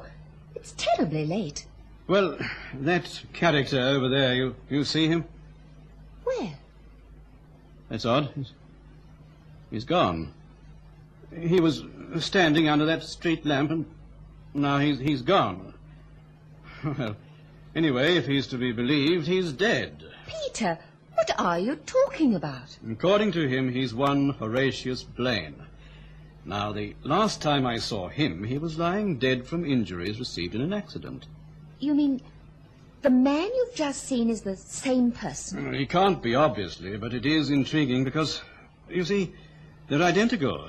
But if he's dead... I know. If he's dead, he's dead, and that's the end of it. Well, these can't be the same person, obviously, but, well, they are alike. In fact, my dear, it's quite uncanny. Well, what did he call about? To tell me he was murdered by someone called Marwick. Of course, he's a crackpot. People seem to go that way sometimes and pester their unfortunate doctor. Oh, dear, I'm so tired. What did you tell him?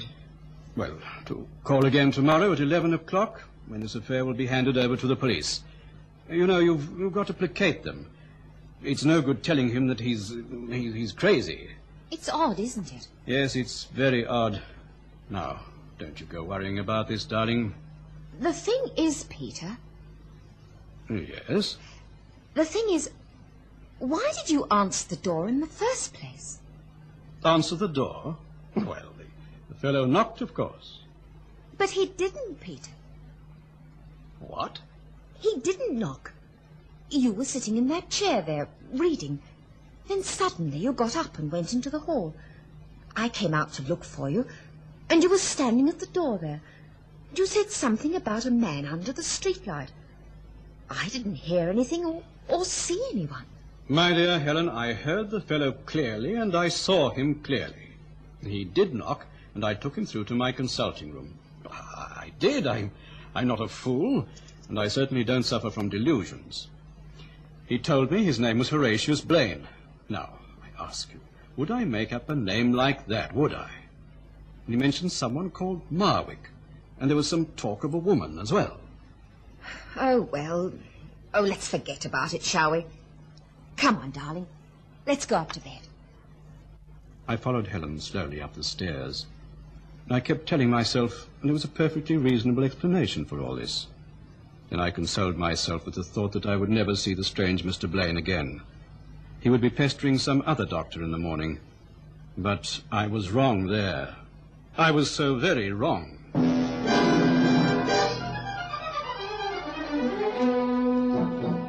Last night. Your mysterious visitor.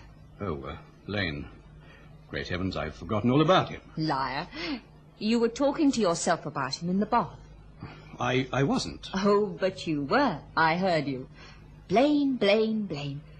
You said the name a dozen times. You know what I think we should do? We should forget all about it. The man's a crackpot. Well, it would be intriguing to investigate, now wouldn't it? Investigate? Investigate what? His murder. Oh, Helen. The Horatius Blaine I examined was not murdered. He died from severe injuries. Oh, great Scott, the police were quite satisfied. McNaughton was on the job, and he's a sensible fellow. All the same, let's investigate, just in case. Oh, it would be interesting, wouldn't it? I haven't the time to play detective, and no more will I allow you to do so. All I want to do is to find out if there was a man called Marwick associated with Blaine. That's all. Look, my dear, you forget but it. Peter... You're only wasting your time. Now, please, Helen, stay out of all this, will you? If Blaine comes to me at 11 o'clock today, we'll go to the police and let them sort this out. And I'll tell you exactly what happens. But, darling, Now, please don't argue. Yes, Peter. I remember waiting at 11 o'clock, half in trepidation for Blaine to arrive. But he didn't, and I confess it, I felt relief. I felt this lets me out of a lot. Well, it was at dinner that night that Helen spoke of him again. He didn't call, did he, Peter? You mean Blaine? Of course. No, but I didn't really expect him to. Just proves what I said in the first place. The fellow's a crackpot. There is a resemblance to the other Blaine, but that is possible. Perhaps he's a brother or something. Anyway, it does let me out of a great deal of unpleasantness. I checked about Marwick. You did what?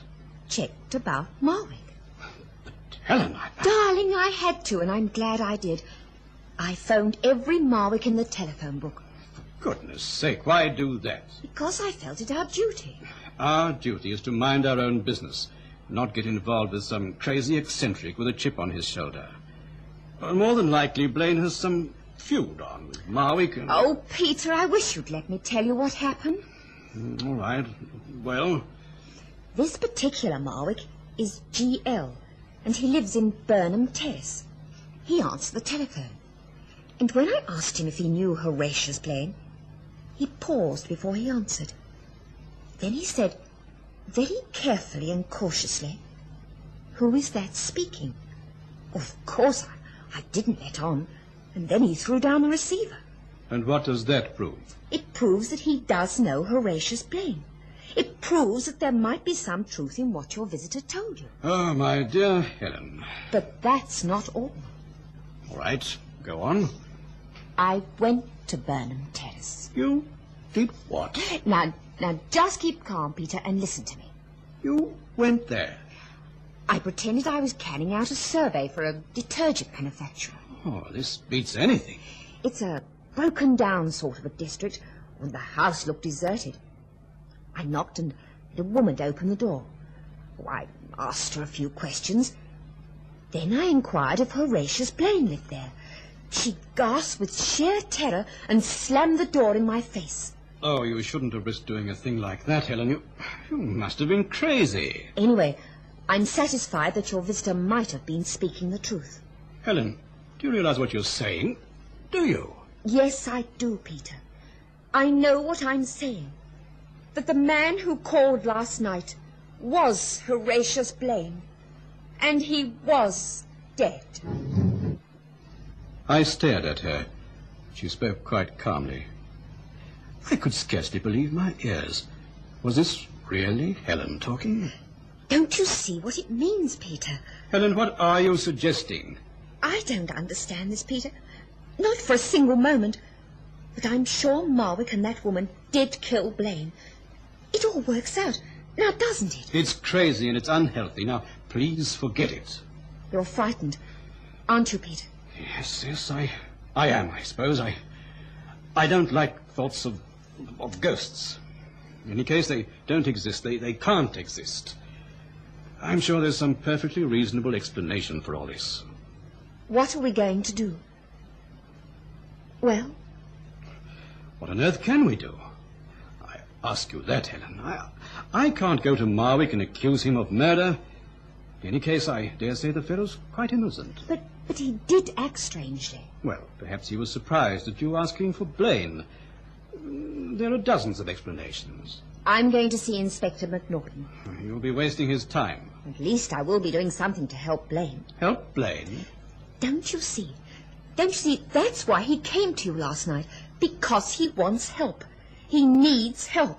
I suggested he call on the police, but he said they won't listen to him. There you see, Peter. That proves it. They won't listen. That doesn't prove a confounded thing to me. All right, then. I'm going to McNaughton. Go to him, then. Do what you like. It's obvious that you won't listen to me.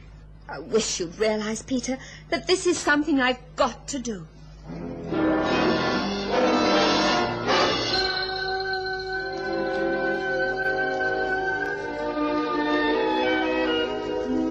Well, Mrs. Turner, this is a pleasure. Sit down. Do sit down. Thank you, Inspector. Peter's told me I'm wasting your time coming here like this, but I feel I should tell you this. Trouble of some kind? Do you remember Horatius Blaine? Horatius Blaine? Oh, yes, of course. Motor accident. Fatal. 14th of February. What about him? He called on Peter last night. He did what? Oh, I know you're going to think this is crazy, but it's true. He called on Peter to say he'd been murdered. But, Mrs. Turner, he was killed. I saw him, there's no doubt at all. Absolutely none. It wasn't murder. He named a person called Marwick. Now, Inspector, I went to see the Marwicks.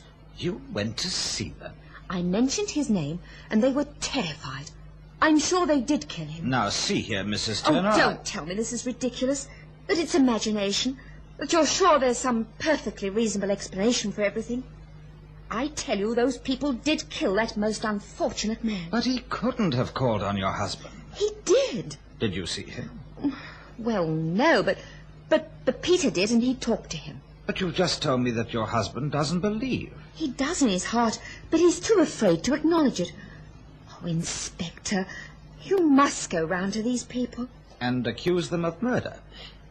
Mrs. Turner, that's as much as my job's worth. If you receive an accusation from someone, you must investigate it, mustn't you? Well, we do make inquiries, yes.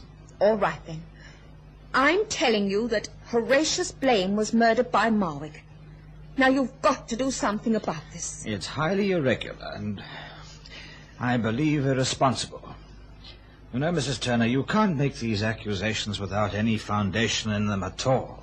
Please, Inspector. Oh, honestly. No, but all right. I'll do it. though heaven knows I'm making a fine fool of myself.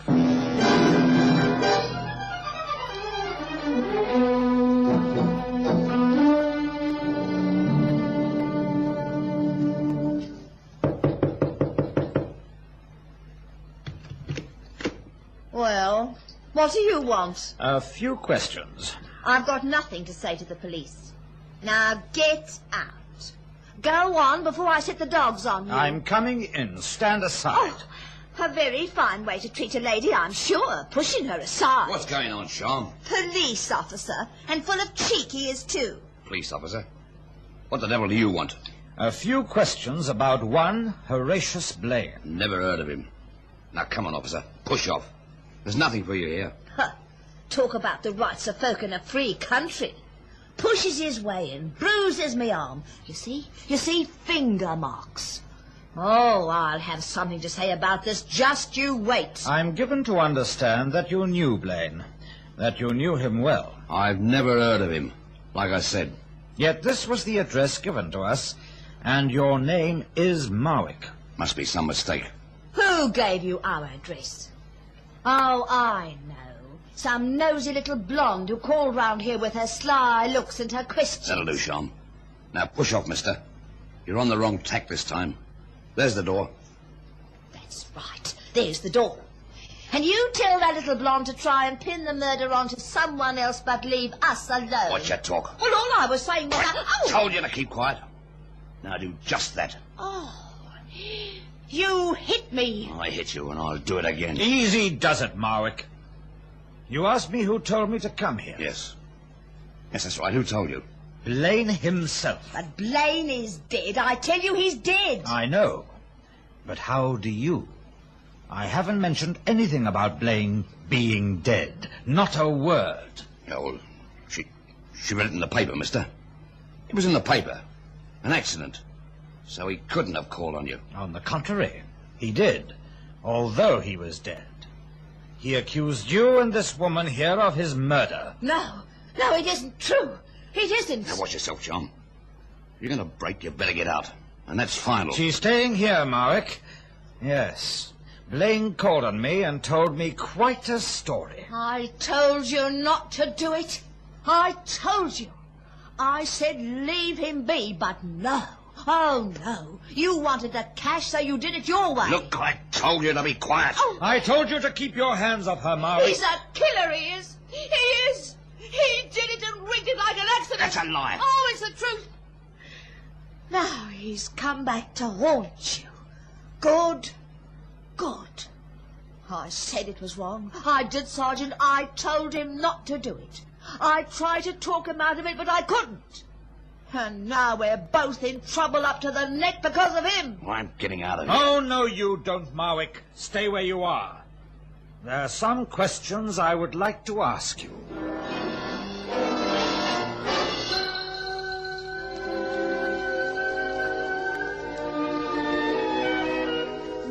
Well, that's how it is, Doctor. A full confession of murder. It's fantastic. We had no lead on them at all, not an inkling. And now we've got a fully fledged murderer on our hands. There's no doubt at all? No doubt at all. The woman broke when she heard about Blaine, told us everything. It was some money they were after. Marwick killed him, then arranged the accident. It was all very clever, and it did fool us, I confess it. If Mrs. Turner hadn't forced the issue and insisted that I visit Burnham Terrace, they would have got away with it. But there's a great deal I don't understand. For instance, did Blaine visit you?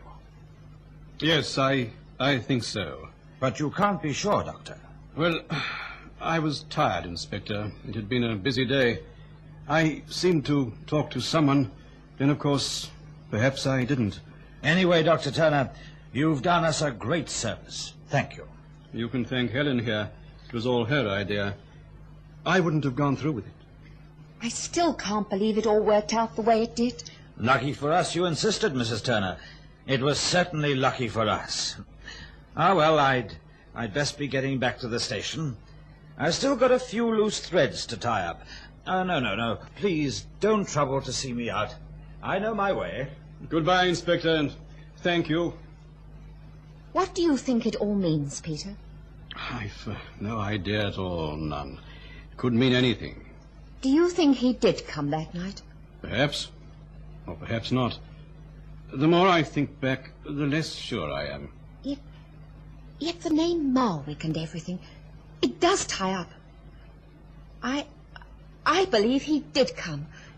I believe he wanted justice done. But for heaven's sake, Helen, why choose me? Me, of all people.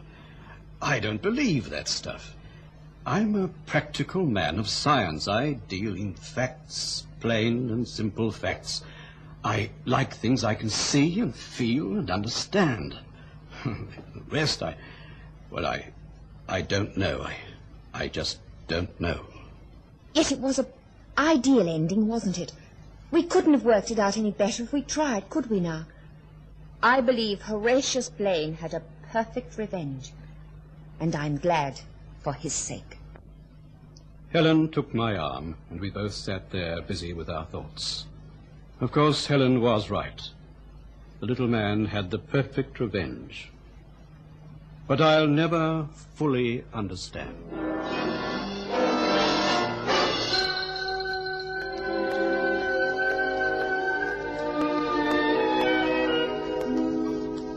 Time, the silent herald of life and death, success or failure, the unseen force that measures man's destiny, reaching its most fateful moment as it slowly strikes the 11th hour.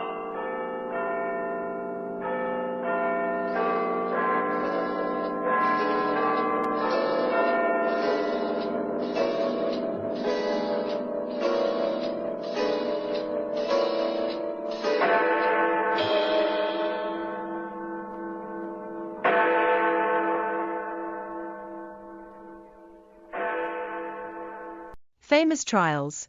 This is another show I don't know anything about.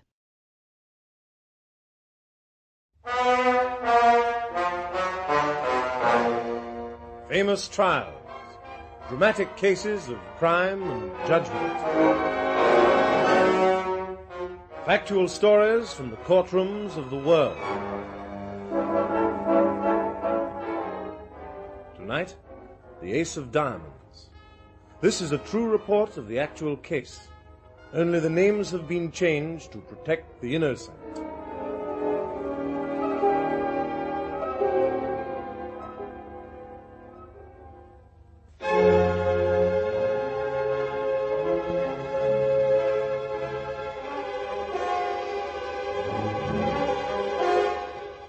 The legend of the 7 cities is as old as the first Spaniards who ventured into the unknown west of California. These explorers from Spain went in search of the 7 cities of Cibola. 7 glittering cities with streets of paved gold and houses built of gems and precious stones. They didn't find their shining vision, nor did their children and descendants in the years to come. But the legend never died. The 7 cities became for every man a dream of gold and silver, of wealth and power and fabulous riches.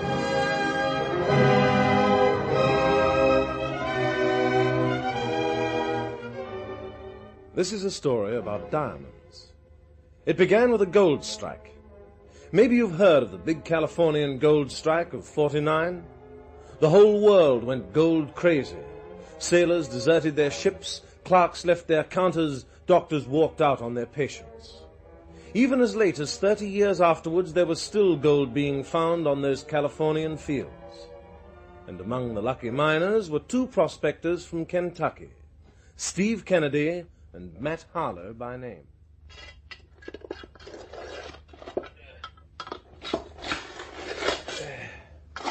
I reckon that's enough for today, Matt. Sure, Steve. Come over and take a look at this. Eh? A look at what? There's the result of the efforts. 3 bags of gold in less than a month. No dirt, no ore with it. This is pure washed gold. So much, huh? I didn't realize that Nor me. But there it is. Oh, that'll convert to a tidy amount of cash. A year of this, Matt, and we could make a fortune. Claim won't last, Steve. Maybe one more month and it'll be finished. Oh, you can't be sure. It might get even better as we go deeper. No chance. I've seen too much gold country not to know the signs. This is one of those claims that pays off well in the surface area. There's never anything down deep. Yeah, well, you ought to know. We clean up what we can, and then get out before it breaks our hearts and our pockets. Yeah, I reckon that makes sense, but I was kind of hoping that... I know. You were hoping this would be the big strike. Chance to get rich for life. The dream of the 7 cities of Cibola come true. Yeah, something like that. Me? I'm more interested in the news from South Africa. What news? Well, didn't you hear? They found diamonds there. It started a rush like the original Californian gold scramble. Oh, South Africa's too far away from me. Now, if it was diamonds here in the west of America... Diamonds? Here in California? It was only a gag, Matt. Wait a minute. Huh? Diamonds. In California. Steve, do you know anything about diamonds? Not a thing. Well, you're going to learn plenty. Huh? You're getting a job with a diamond drill company. You're going to find out everything you can about them. Learn how they test diamonds. Learn the way those fields in South Africa and Brazil were found. Everything, Steve. But I don't get it. Matt, what the heck? You'll understand in a minute. Now listen, Steve, and listen carefully. This is the chance of a lifetime.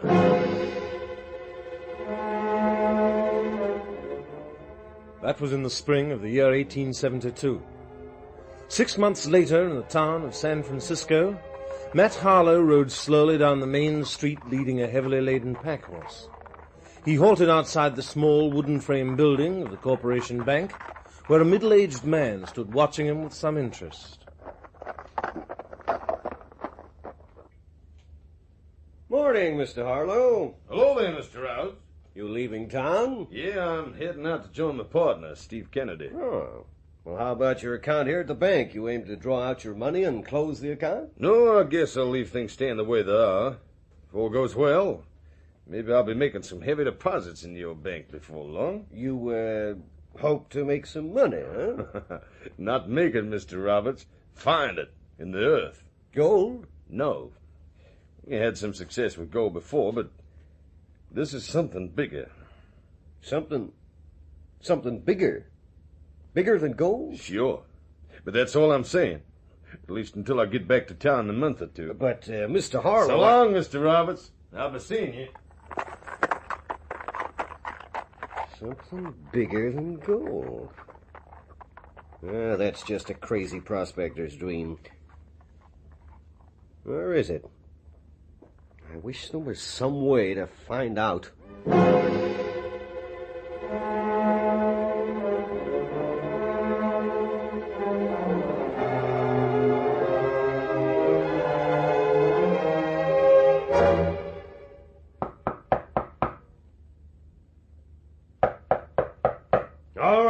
All right, I'm coming.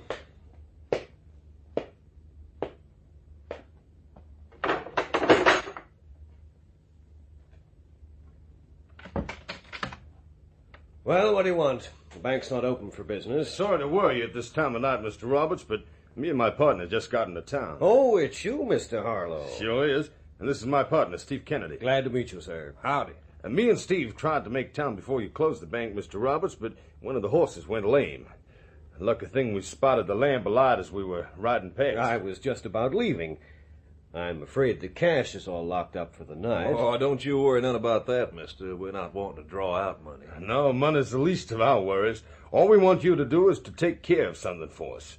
In your deposit vault. Why, sure. Anything at all, gentlemen. Hand him the sack, Steve. Put it down on this counter. Well, whatever this is, you can depend on it being safe in our vault. When will you want it? Oh, tomorrow morning, I reckon. Wouldn't you say that, Matt? Yeah, tomorrow. Here, look out. Careful, Mr. Roberts. That string's loose. What? Diamonds. Oh, heck, now how'd that happen? Steve, you crazy fool. Didn't I tell you to make sure the bag was tied up tight? I'm sorry, Matt. Sorry? Mr. Roberts, that wasn't your fault, but you were never meant to see what you can see right now. So this is what you meant by something bigger than gold. You found diamonds. I guess it's stupid for us to try and deny that now. We'll just have to trust you to keep this a secret. Means a fortune to me and Steve. A fortune. And we don't aim to share it with anybody. So you just keep quiet about what you know, fella. Oh, sure. Sure, I'll keep quiet. Okay, we'll trust you. Put those diamonds in your safety vault, and we'll be back for them in the morning. Good night, Mr. Roberts.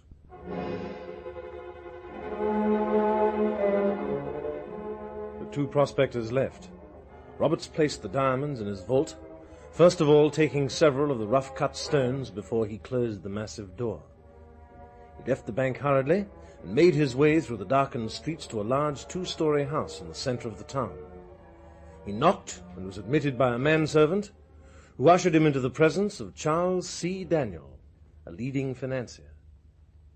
Look at them, Mr. Daniel. They're real diamonds, and there are hundreds more, hundreds. Now, just a moment, Roberts. What's this all about, rushing in here and showing me diamonds? What's it all about, man? Where did you say you got these? Two prospectors brought them in. A sack full of diamonds. A sack full? Now, wait a minute. I swear it. They're in the bank vault now. Those men found a diamond mine. They didn't mean me to know about it, but the sack spilled open and I saw its contents. I tell you, Mr. Daniel, this is the old legend come true. They found the riches of the 7 cities. Wait a minute. Let me see those stones again. Here. They're genuine, all right. Roberts, who else knows about this? Nobody else. Then why did you come to see me? Because you're the wealthiest client of the bank, Mr. Daniel. If they have found a diamond mine, it'll take money to work it and to protect their rights. You've got that kind of money. Just what have you in mind? That we approach them and ask them to form a syndicate. Harlow, Kennedy, you and I. Oh, you mean I pay the money to cut you in on this? Without my information, you'd never have had the chance. All right, Roberts. You're on a third share of whatever interest we can buy. But will they sell? If the price is high enough, they must. We'll see. Now, where are they staying in town? That's something I don't know. But they'll be at the bank in the morning to collect their diamonds. Then we'll be there, waiting for them.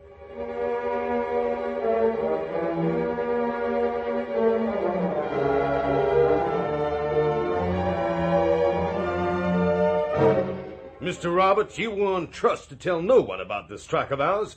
You've betrayed that trust. Let's be reasonable about this, gentlemen. You need money to develop your diamond claim. Mr. Daniel has money to advance. I don't like it, Matt. These city sharks want to move in.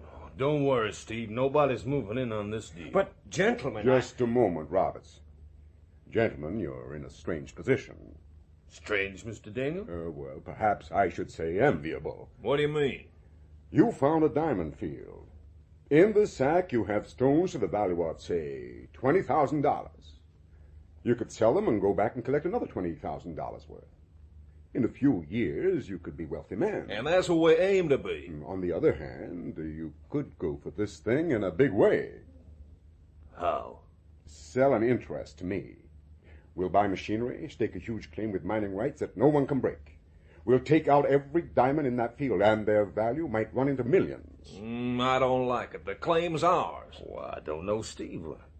It sounds as if it might be a proposition. But give away our rights? Oh, not a controlling interest. We'll never do that. Let me buy 49%. The syndicate will comprise the four of us. How much you willing to pay? Just a moment. I'm not willing to pay a cent until this field has been investigated. Hey, what are you trying to put over on us? Gentlemen, you can't expect me to go into this without seeing the field, without knowing where it is or anything about it. It produces diamonds. What else do you want? I want to see it.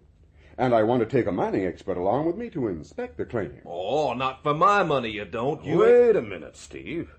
There's no reason why Mr. Daniel shouldn't inspect the claim. No reason? Well, of course not. Why, that's sound business. Oh, I'm glad to see you see it that way, Mr. Harlow. Why, when can we leave for the field? Why, as soon as you select your representative. Have you anyone in mind? Yes. General Charles Bolton knows more about diamonds than any man in America. Why, it'll be worth a big fee to retain him, but he's the man I want. Fine. You contact him and we'll be ready to leave whenever you give the word. There's just one other thing, Mr. Daniel. Yeah? We're not prepared to give away the location of this field as easily as all that. So you and the general will have to be blindfolded until we reach the site. I understand perfectly. You're a cautious man, Mr. Harlow. I admire caution.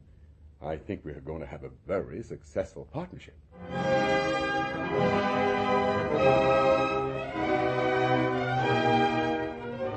Matt, you crazy fool. Now you're going and got us into a real mess. Take it easy, Steve. Nothing's wrong. Nothing's wrong. Only the General Bolton, the top expert in America, is going to test our diamond field. Don't you think he'll wake up? No, I don't. We never would have clinched the deal without this. Now we have to go through with it. Don't worry.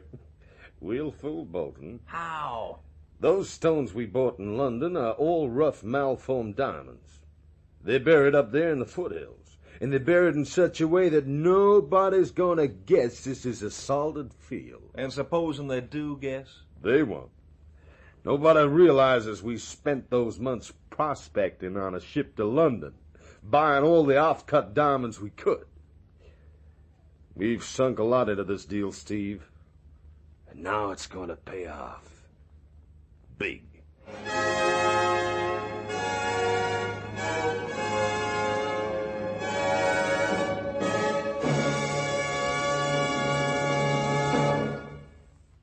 We continue Famous Trials.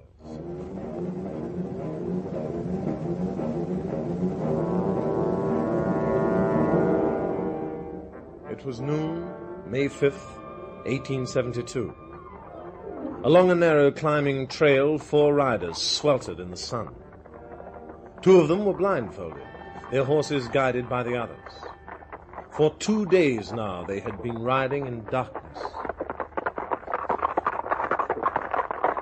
Well, gentlemen, we've almost arrived. Another few minutes and those blindfolds will be off. And not before time. This has been a shocking experience, Hollow. Riding so far with no way of judging our whereabouts. We had to protect ourselves, Mr. Daniel. I only hope that what we find will make up for all this discomfort. I'm sure you won't be disappointed. Hey, Steve? I hope not. You don't sound altogether certain, Kennedy. I never was keen on this deal from the start. Stop grumbling, Steve. Well, we've reached the end of the trail. This is as far as we go. Steve, remove their blindfolds. Okay. Oh, what a relief. Thickly wooded around here. I'd guess I'd say we're in the foothills somewhere. Never mind guessing, Mr. Daniel. General, the first hole we sunk is over here. Steve and I'll prepare some tucker if you like to start digging around. Very well. Mr. Daniel, we'll begin at once.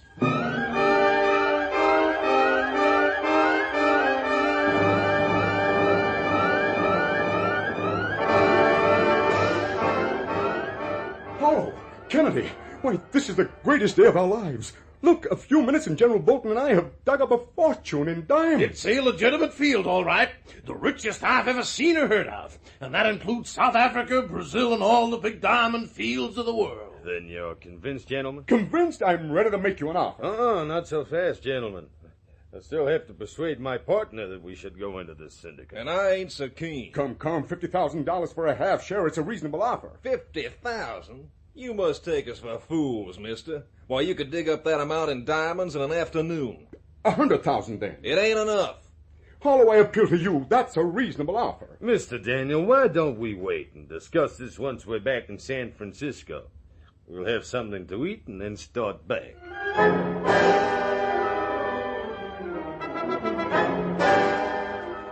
With their arrival in San Francisco, the news of the diamond strike swept the town. While Charles Daniel fumed and fretted, wealthy interests sought out the 2 prospectors and tried to buy into the venture.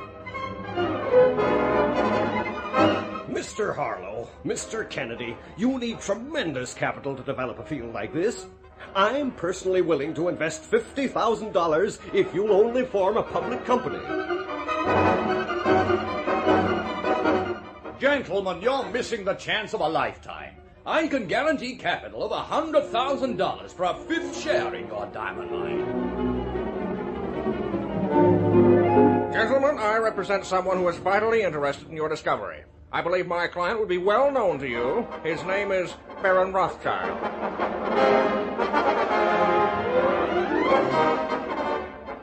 Roberts, this is a catastrophe.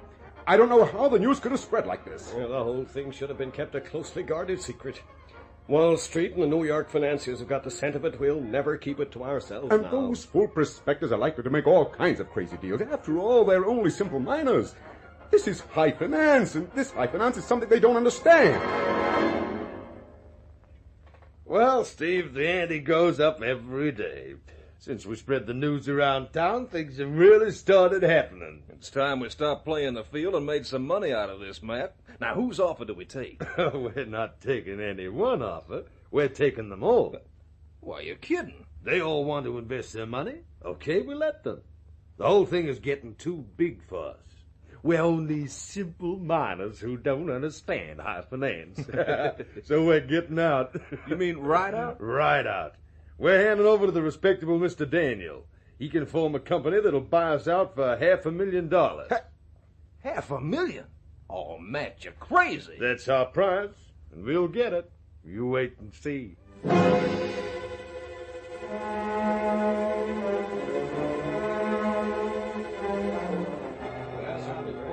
Well, gentlemen, I think you'll agree that developments have proved very satisfactory. The original prospectus has been bought out for $500,000. And though at the time many of us felt that this was an exorbitant price, trends since have shown that our judgment was sound. What was the result of the latest inspection of the fields, Mr. Chairman? Well, gentlemen, I have here the full report of General Bolton and John E. Renshaw, the two greatest mining experts of the day. They estimate that the Mesa essayed better than $5,000 a ton. And on this basis, with the proper machinery, they reckon the field should yield $1 million a month. It only remains for us to send in the machinery and begin the mining operations. I confidently predict that 1 year from today, every member of the syndicate will be worth a fortune. Just a minute, Mr. Chairman. I consider that I've been robbed. Go inside. Order, gentlemen, order. Mr. Hollow, you've no right to be at this meeting. Maybe not, but I'm here, and I heard all that was said. And I'll say it again. Me and my partner were robbed. This is outrageous. You sold all control of your diamond mine to our company. You have no claim. I was tricked. You paid us $500,000, and you'll make that in 2 weeks. Me and Steve Kennedy were taken for a ride. Why, that's ridiculous. Okay, we'll see what the courts say about it. Courts? That's right. I say we're due for twice as much as you paid us. I'll take out an injunction. Now, just a minute, Mr. Hollow. This is a matter I can't decide alone. Gentlemen, what are your opinions in the matter? Another $500,000 is a lot of money. Yes, but you realize court proceedings could hold us up. And in that time, other companies might move in. Yes, maybe you're right. We have the capital. Let's fix this deal for good this time. Is everyone in agreement that a further $500,000 be paid to Mr. Kennedy and Mr. Hollow? And for that, they sign a new contract relinquishing all rights and claims and take an oath that no court action will ever be contemplated. I guess that covers it.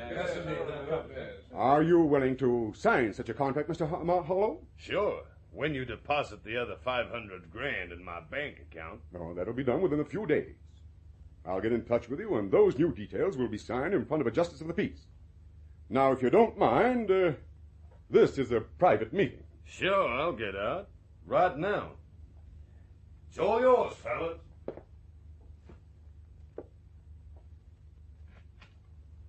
I hope you make a lot of money.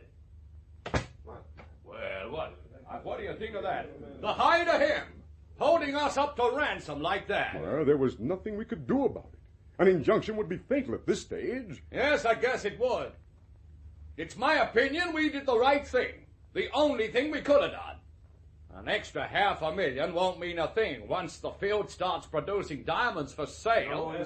That's true enough. And, gentlemen, that won't be long now. Our heavy machinery has been ordered, and it should reach the site by the end of the month. Meanwhile, we have a young geologist and his assistant on the job, going over the field and preparing for the big day when we begin operations full scale. Everything is in readiness for that.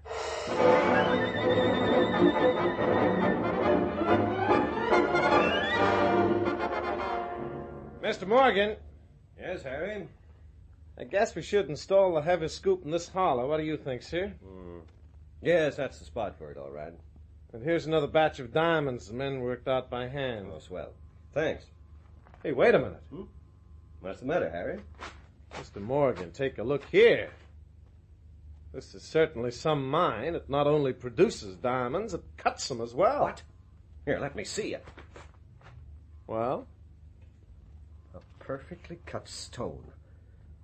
This came from a jeweler's shop. You know what that means, don't you? The field's solid. Exactly. Salted with bought diamonds. Rough, uncut diamonds, except for this one. And this was their only mistake. Come on, get your things. We're heading for Frisco.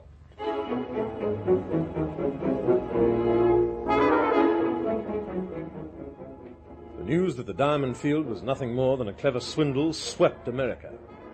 Wall Street was panicked by the news. Some investors were ruined. And in the scandal and uproar that followed, police throughout the country were alerted for the fugitive prospectors Harlow and Kennedy. For they had left their haunts in California just in time, and with $1 million prize in cash had struck southward toward friendlier regions. They were picked up 6 months later in Kansas City, and an irate deputation of businessmen demanded their return to California for trial. Mr. Governor, it's all right to see these men tried for the way they swindled us. I'm asking you to arrange for the prisoners to be extradited to California. I'm sorry, gentlemen. Kansas owes you Yankees nothing. We don't believe in extradition for a crime of this kind. But great heavens, man, you're virtually allowing two criminals to escape justice. I won't stand for that charge, gentlemen. I like swindlers no more than I like Yankees. Harlow and Kennedy will have a trial here in Kansas City. What? You can send your own prosecuting attorney. They'll get a fair trial with a judge and jury. But there'll be our judge and our jury. These were the years following the Civil War. The violent antipathies between the South and the North came miraculously to the aid of the two prospectors. The Northern prosecutor made an eloquent plea. Gentlemen of the jury, these men before you are criminals and swindlers. By their unscrupulous efforts, a great many honest businessmen have been ruined. I ask you to see that they receive just punishment for their dishonorable schemes. Yes, the Northern prosecutor was eloquent, but the Southern jury was not sympathetic. And later in the trial, when they retired to consider their verdict, this was made clear. Well, folks, I reckon there's just one way to look at this case. Oh, what's that, Mr. Foreman? Here's two good Southerners gone thought up a scheme to hoodwink a bunch of rich Yankees. Now, does anybody here call that a crime? No. Then there's only one plain verdict for us to bring in. Not guilty.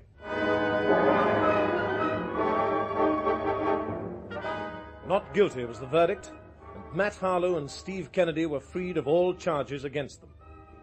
They lived to share their fabulous jackpot of $1 million. And today, the Californian diamond discovery is listed among history's biggest and most successful swindles. And Harlow, its organizing brain, is remembered by a name that was well earned.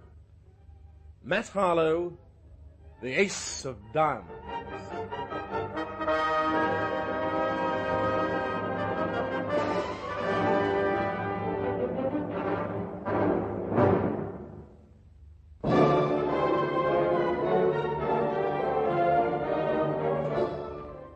Famous trials, classic cases from the law courts of the world. The Ace of Diamonds was written by Peter Yeldham and starred Lloyd Burrell as Matt Harlow. This is a Grace Gibson production directed by Lawrence H. Cecil.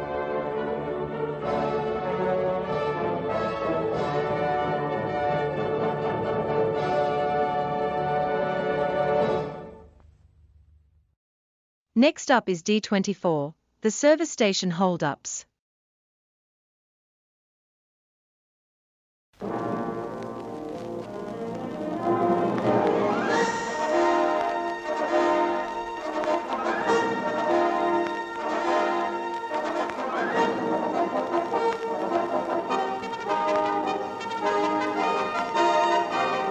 The Victoria Police Force presents D24.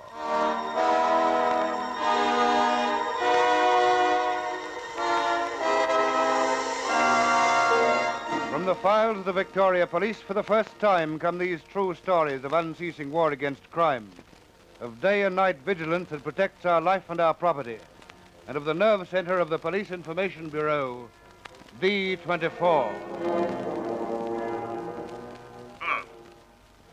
Hello, D24.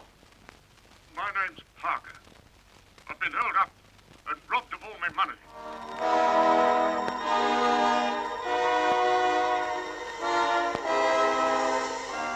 This is the true story of the service station holdup.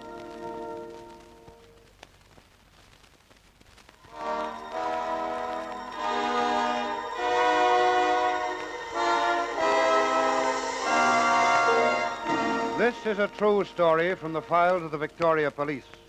Only names, place names, and dates have been altered. The reasons that men embark on a career of crime are many and varied. The two men concerned in this story started for two reasons. One, because he was greedy and didn't like work very much. The other, because work was hard to get, and he wanted money. They started when they were mere youngsters. But when we meet them first, one of them at least had no intention of becoming a criminal. It was 1938. Young Snowy Smith was at a loose end. He was lounging against a fence in a tiny suburban back street when he was approached by his friend, Ralph Davidson. How are you, Snow? What's cooking? Nothing. Where you going? The flicks. Want to come? Not a hope. Well, I reckon it's a corker show. Yeah, I know. Well, come on then. Be in it. They're not handing out free seats. Short of dough, huh? Never know me not to be. It's all right for you working for your old man. Where'd I ever get any dough? I'll shout you if you want to come. Eh? I said I'll shout. Crikey. Not much fun going the flicks on your own anyway. I would like to see the show anyhow. All right, then let's get started. You sure you got enough dough? Of course I am. Come on, Dope. Gee, Ralph, you're a sport. Forget it. One of these days I'll get some dough of my own. You'll be a mug if you don't. Here. Get a load of this. Crikey. How much you got in that roll? 25 quid. 25? Gee, your old man must pay you pretty well. Oh, don't be a galah. You don't get dough like that be working. Eh? You want to wake up to yourself, son. What do you mean? I mean, there are other ways of making money than working for it. Well, what are you stopping for? What's up? You didn't pinch that money, did you? What if I did? You did pinch it. Don't talk so loud. I'm not coming to the pictures. Don't you want to see the show? Yeah. Yeah, but not on hot money. Oh, be your age. I'm not a thief. Now, look here, Snow. You've never got a penny in your kick, have you? No. Your old man's always been broke too, hasn't he? I'll say. And no one will give you work. So what hope have you got? I'll tell you. None at all. Unless you use your brains like I do.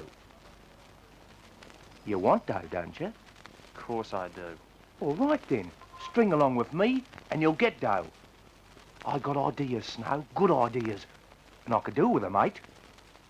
Look. Here's 5 quid for you now, just to show you I mean business. 5 quid? Oh, think what you could do with that, Snow. And that's only the beginning. I've never been mixed up in anything like this before. Mum wouldn't like it. Oh, she doesn't have to know anything about it.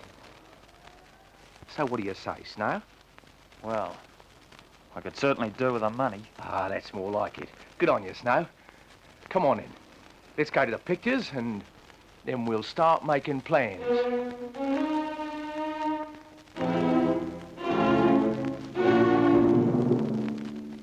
And so a boy fell for the temptation to obtain what he believed was easy money. Ralph and Snow became inseparable and carried out a series of petty thefts. Then they broke into houses, an activity that eventually brought them before the children's court. A term in a boys' home followed, and here their behavior was exemplary, so that soon they were free again. Ralph went back to work with his father. Snow took a job, and it seemed that for both of them, crime was a thing of the past. And for several years, that was the position. And then one night, the two young men were walking along a suburban street. Decent-looking joints out this way, ain't they, Snow? I'll say. Be some good stuff inside them, I reckon. Yeah. We used to be able to get into places like this pretty easy, didn't we? Yeah, and we got caught easy, too. Ah, we were just kids then. We know a lot more things now. Look at this place. See? Sit right back in a big garden. You could walk around in here for hours and no one would ever know you were there. Look, Snow. Not a light on in the place. Reckon they must all be out. I might be in bed. What, at this time of night? No. They're out. What say we do the joint over? You can do it on your own. Getting yeller, are you? No, I'm not. I just don't want to be in it, that's all. Well, will you keep knit for me while I do it? Now, you just stick around here and give a whistle if anyone comes up. You gotta start again? Why not? We couldn't miss. And I'll split you 50-50. And what about it? Oh, all right, but make it quick, will you? Quick as I can. And if they come back, give me 2 whistles like this. And then go for your life. Now, I'll get out the back way and meet you at the billiard room. Okay? Okay. Right. See you later, Snow.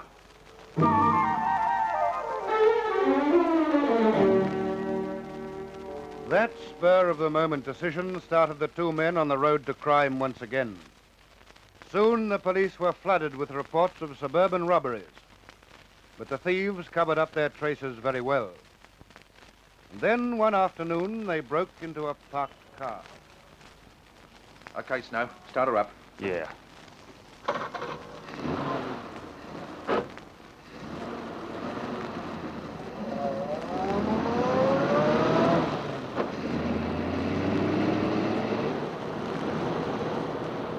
Goes like a bird, doesn't she? We haven't needed a car for a long time. And now we got one. Now what we do now is change round the numbers on the number plate and no one will ever know the difference.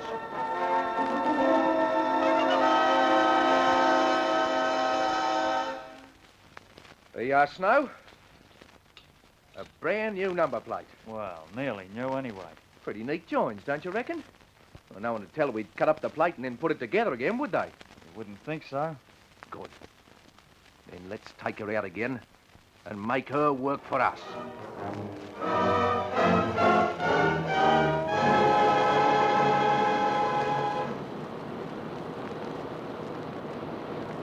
We'll need some petrol soon, mate. What, again? Yeah. We've done a fair few miles this afternoon. Got any dough? What do we want dough for? The petrol, of course. Well, we get petrol without dough. There's a garage just ahead. Here, pull in there. Righto. And you just take the lead from me. We won't only get free petrol from this bloke. We'll get whatever he's got in the till. So just follow my lead.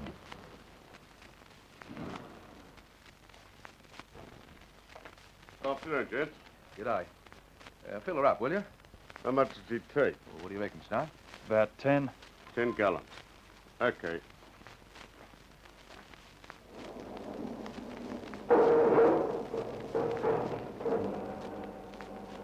Ready, Snow? Yeah. What do we do? Just follow me.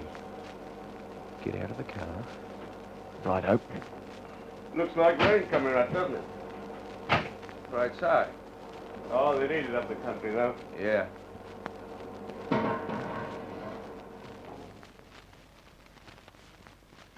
There you are.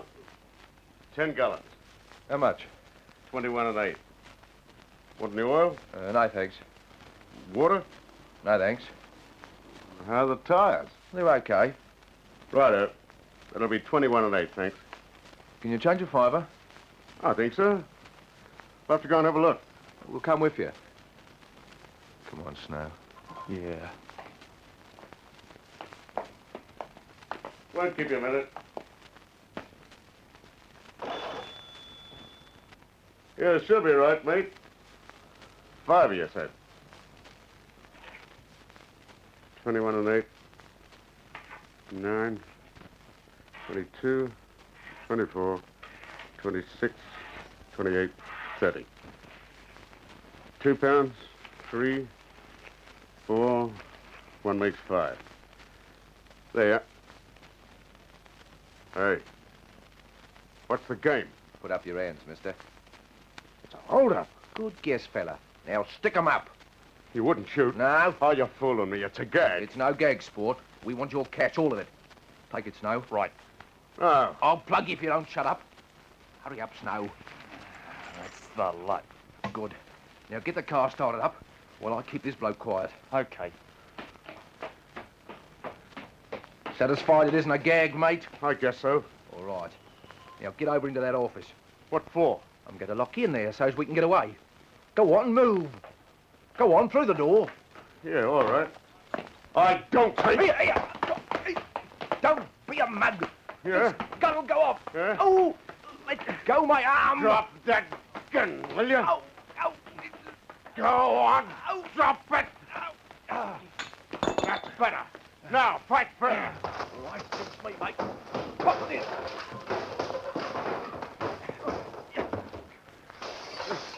Gotcha.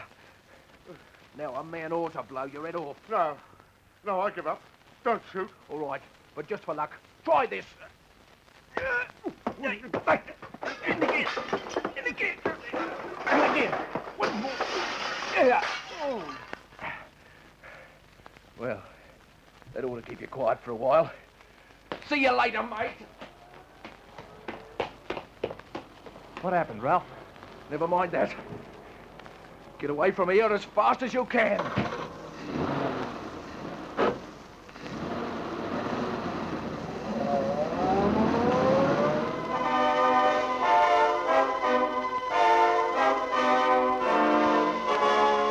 The young men raced away from the scene of their crime, and there were to be dramatic developments soon afterwards, as we'll tell you in a few moments when we continue this true story from the files of the Victoria Police.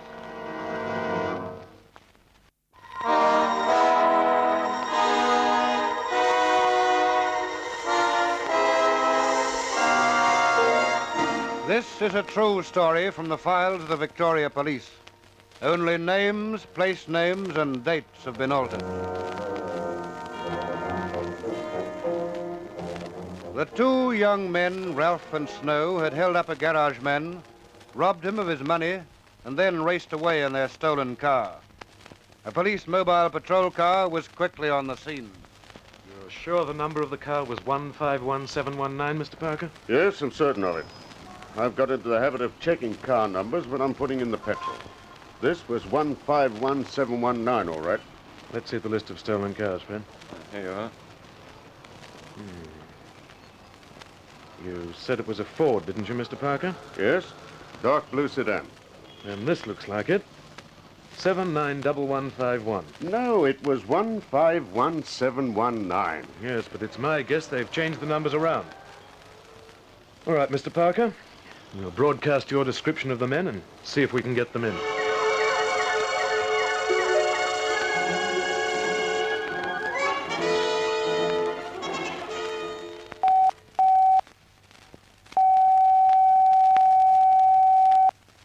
D24.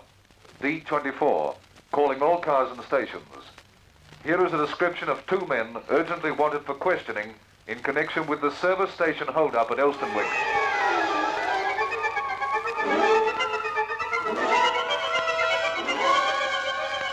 Throughout the metropolitan area, all police were instantly alerted to keep a lookout for the bandit's car.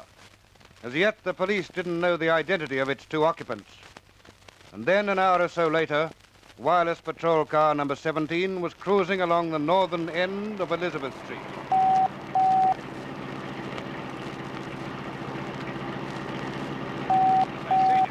That blue sedan in front of us, eh? 151719. That's a service station hold-up car. Right, get after him. Hello, D24. Car 17 to D24. D24. Come in, 17. We're following that service station hold-up car, 151719. We'll be alongside them in a moment. That is all. Right, 17. Good luck.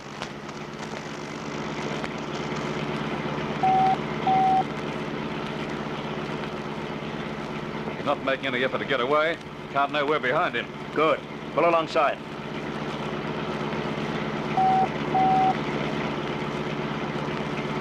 I'll give him a call now. over there! Police here! Pull over! He's speeding up. Pull over, will you? Police here! Oh, that was too close for comfort. Speed her up, Bill. We're doing 60 now, and he's drawing away. Then give us some more. That's better. We're getting closer.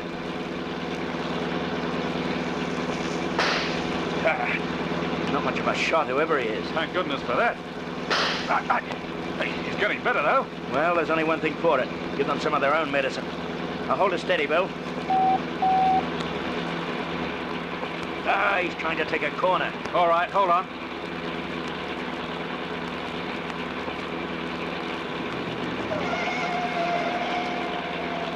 Oh, he's making hot, isn't he? He'll crash for certainty if he takes corners at that speed. Well, let me have another go at him. Now steady up. Right. Now. No luck? I hit him, I think, but it hasn't stopped him. Can't you go any faster? We're doing 85 now. All right, I'll try again to stop him. I'll swear those went into the back of him.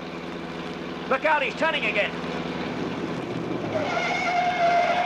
He's a madman. Look at that speedo, 87. And he must be doing 90. He's drawing away. Too many side streets along here for my liking. Put your hand hard down that horn, will you, Senior?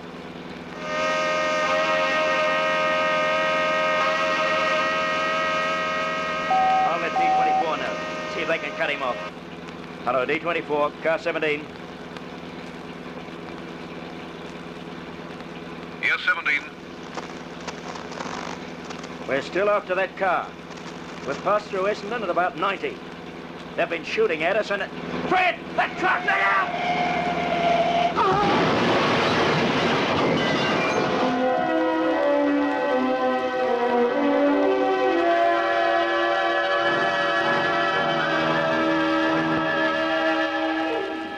Car 17. Hello, car 17. What's happened, 17? What's wrong, Bub? 17's gone dead all of a sudden. Car 17, come in, 17. Ah, not a sound from them. There's trouble, I'd swear to it. Put out an emergency call.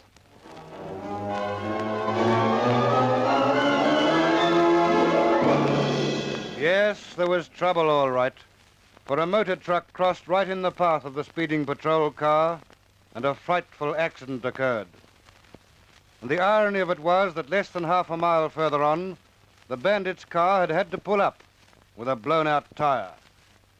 And so the fugitives escaped.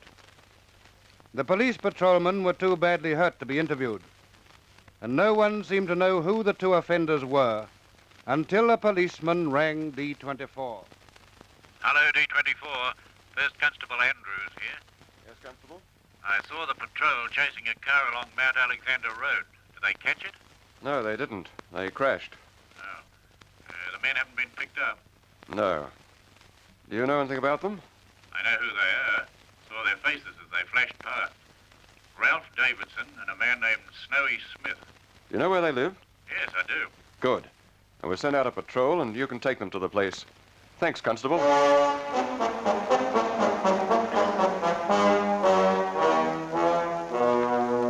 But the men had disappeared completely. Radio calls and a wide circulation of photographs of the wanted men failed to produce results. It seemed that here were two criminals who were to escape the long arm of the law.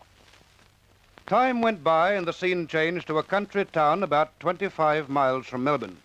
It was midsummer and bushfires were raging. All the local inhabitants were fighting a battle against the flames.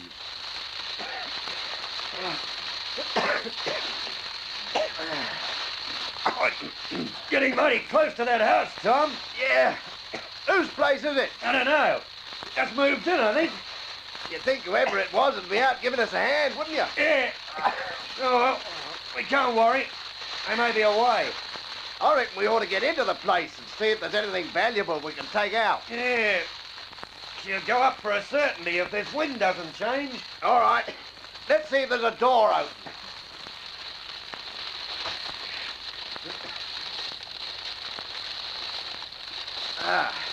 Securely locked by the looks of it. Yeah. No, only one thing for it. Bust open the door. Yeah. Righto. Both together now. 1, 2, 3. That's right, she's going. Now, just once again. 1, 2, 3. Got her.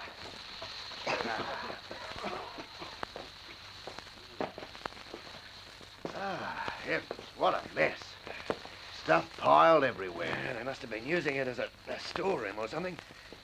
Oh, we'll never get all this stuff out. You're right, we won't. And as far as I'm concerned, I'm not sorry. Hey? You see all that poultry stacked on the kitchen sink? Yeah? That's mine. What? Someone's been pinching fowls from my yard for the last week, and this is where they've been going. You sure? You think I don't know my own birds? Come on. The old place can go up and smoke for all I care. And when we've got this fire beaten, I'm going straight to the police.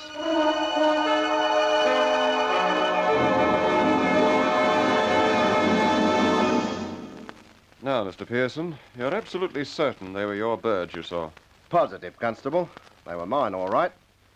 And to think I was trying to save the house of a common thief. You did save it, didn't you? Well, the wind saved it for us. Changed just as the flames reached the walls. Well, I'd better go and have a chat with the occupants. Yeah, and I'll come with you. No need for that, Mr. Pearson. You just leave it to me.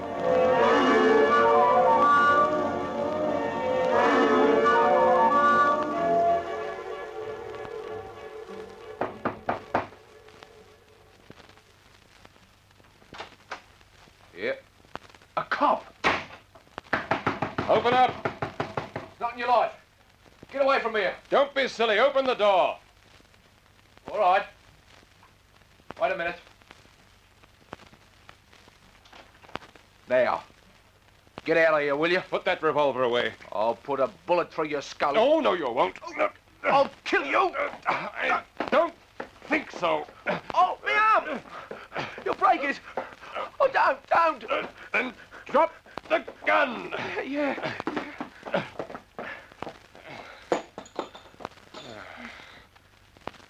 Now, my friend, we'll slip these handcuffs on. Come on. And I'll look after the gun. Fully loaded, too. All right, we'll go round to the station. No tricks now.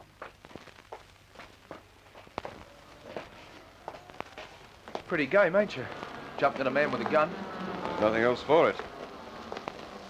No, that a friend of yours pulling up in that car? Snow! Snow! Go for your life! Stay where you are. Stop or I'll shoot. Oh, the mug, what's wrong with him? Maybe he's got more sense than you have. All right, come out of that car with your hands up. You're a mug, Snow. That's what you are. I don't argue with policemen with guns. Very wise. All right, we'll all go down to the station now. Walk just ahead of me and keep close together. And don't forget I've still got a gun, and it's loaded.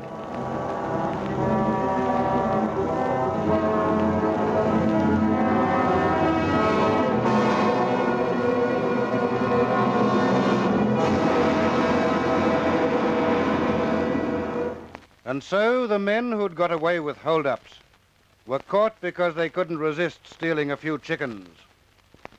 The police soon found that they were the bandits they had been looking for so long. And the two of them received long jail sentences. On their release, the man known as Snow settled down to a life of honest work. But Ralph embarked on further crimes, for which he was sent to jail for an even longer term. In concluding this story, may we once again remind you that your police need and deserve your cooperation whenever and wherever possible. They're working in your interests 24 hours of every day. Only names, place names, and dates were altered in this true story.